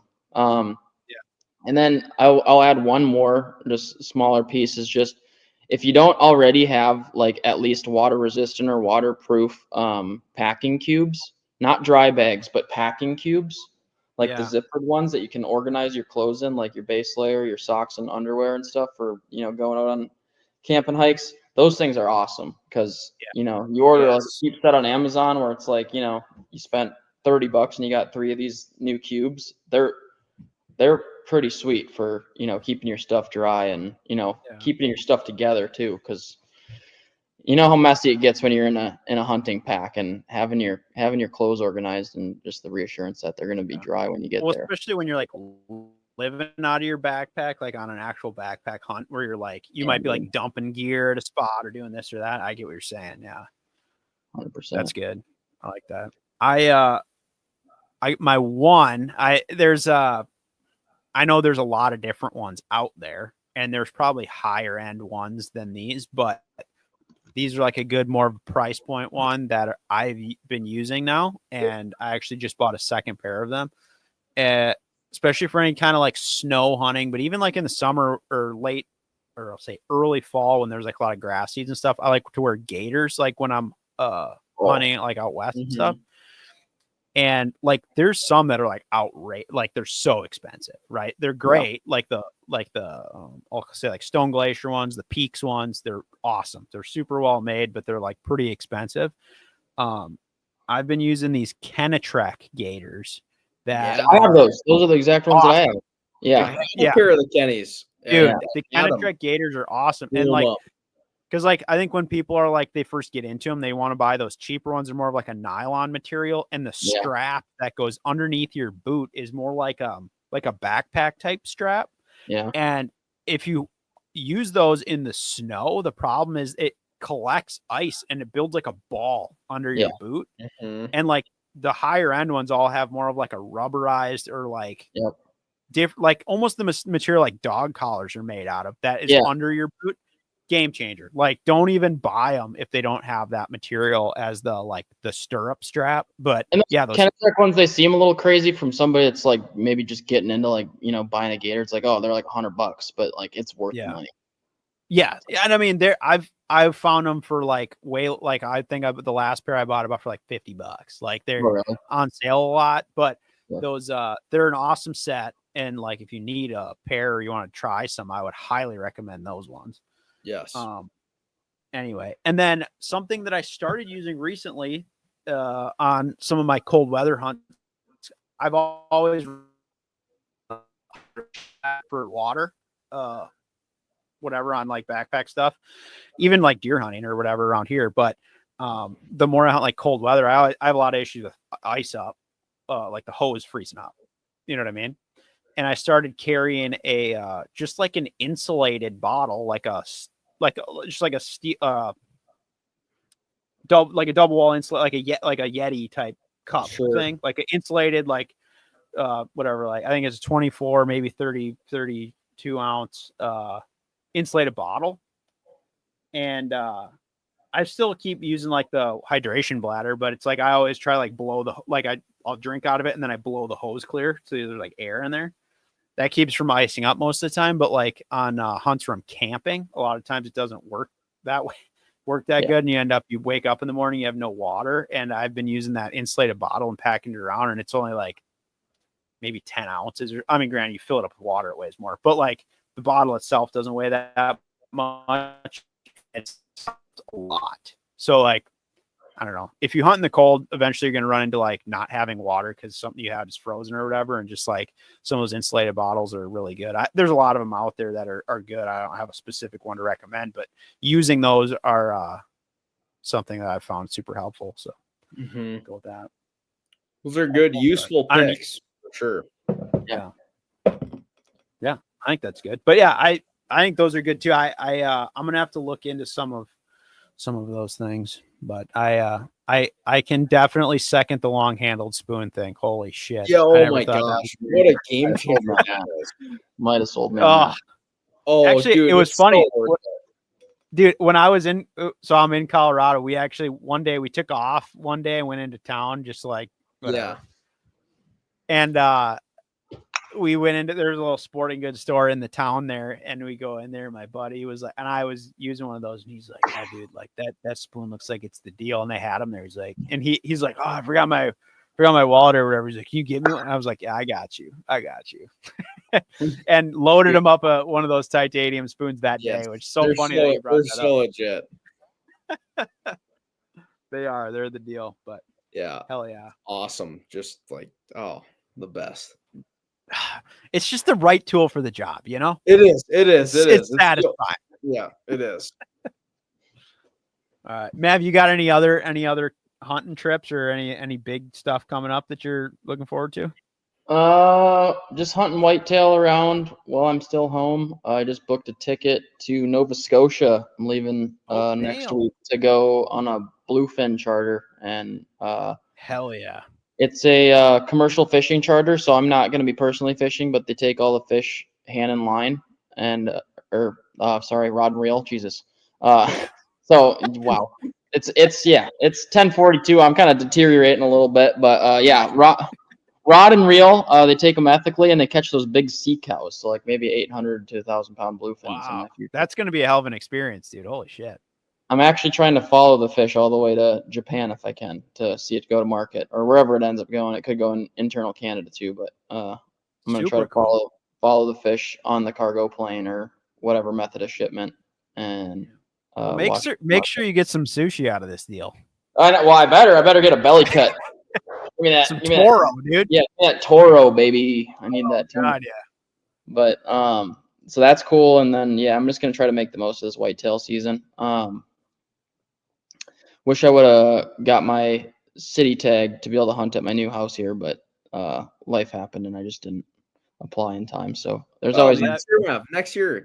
We'll have it dialed, man. By next year, like we talked about before. Dude, I've got this buck that just popped up out here today, 6 a.m. Freaking big old 10-point giant drop tine. I'm like, oh, why do I have a camera up in my backyard? It's torture. Yeah. He's like just right there, like 50 yards away. I'm like, oh boy. But what do you do? Damn. Well, that's sick, dude. That's the gist of it. That's just getting ready for ice season, man. Yeah, I hear you, man. It's coming quick. They actually just had the Sioux Falls ice show this weekend, and I think Bart and Griff were over there, so I got some updates from that. But I was like, man, I haven't even been thinking about ice fishing yet, and I'm like, holy shit! Like you don't want to think about it. It's the worst. I have to, dude. No. Like we got a big meeting tomorrow about all the stuff for this winter, and I'm just like, oh, there's still hunting to do, man. Oh my God. If anyone wants to come to Argentina, let's go down there. The endless summer. I'll be there. Come join. No, dude, I want to go salmon fish down there. So dude, I've got a couple last minute openings right now. Pick 35% off. I can get you down there doing it. Seriously. I mean, it's they're trying to fill the last openings they have right now. I have the dates. Oh my. Oh, I just need more time. You guys both need to do it. It's awful time. It really is. It's like a streaming deal. What are these dates? About this so much, dude. What are the dates? Well, I can tell you right now. Memento. It's so, I mean, dude, it's so awesome down there. Like, it's just tremendous. It just looks incredible, dude. Like all those photos, I was just like, oh my God, get me there. Doesn't take much to get me off the ice anymore. Okay, January 5th through the 11th and January 19th through the 25th. I might be able to swing one of those. We'll stay in touch. That'd be sick. Well, you need to tell me like soon because it's gonna fill. It's such a good deal. It's gonna fill. Okay. Tell me now. And is that all Kings or what was the deal down there? Yeah, that's all Kings. Yeah, Chinook. Yeah. Yeah. Yep. And that's what fucking they get giants, dude. Or what? Can I cook one up on the riverbank or something? They might let you keep one. I don't know. Oh, you can't keep them. It's you shouldn't, but yeah, you can. I mean, but Stolski's got the plug, so like the cartels chill. Yeah, okay. but you're gonna eat so much good beef down there. I mean, dude, the asados. I mean, it's just like the fish is the last thing you want to eat. Yeah, fair enough. Yeah, but seriously, I'm just thinking for a thumbnail. That's it. After those dates are filled, no. I'm just thinking of a thumbnail right now. That's all I'm thinking about. Mav's cooking a salmon on the thing at gunpoint.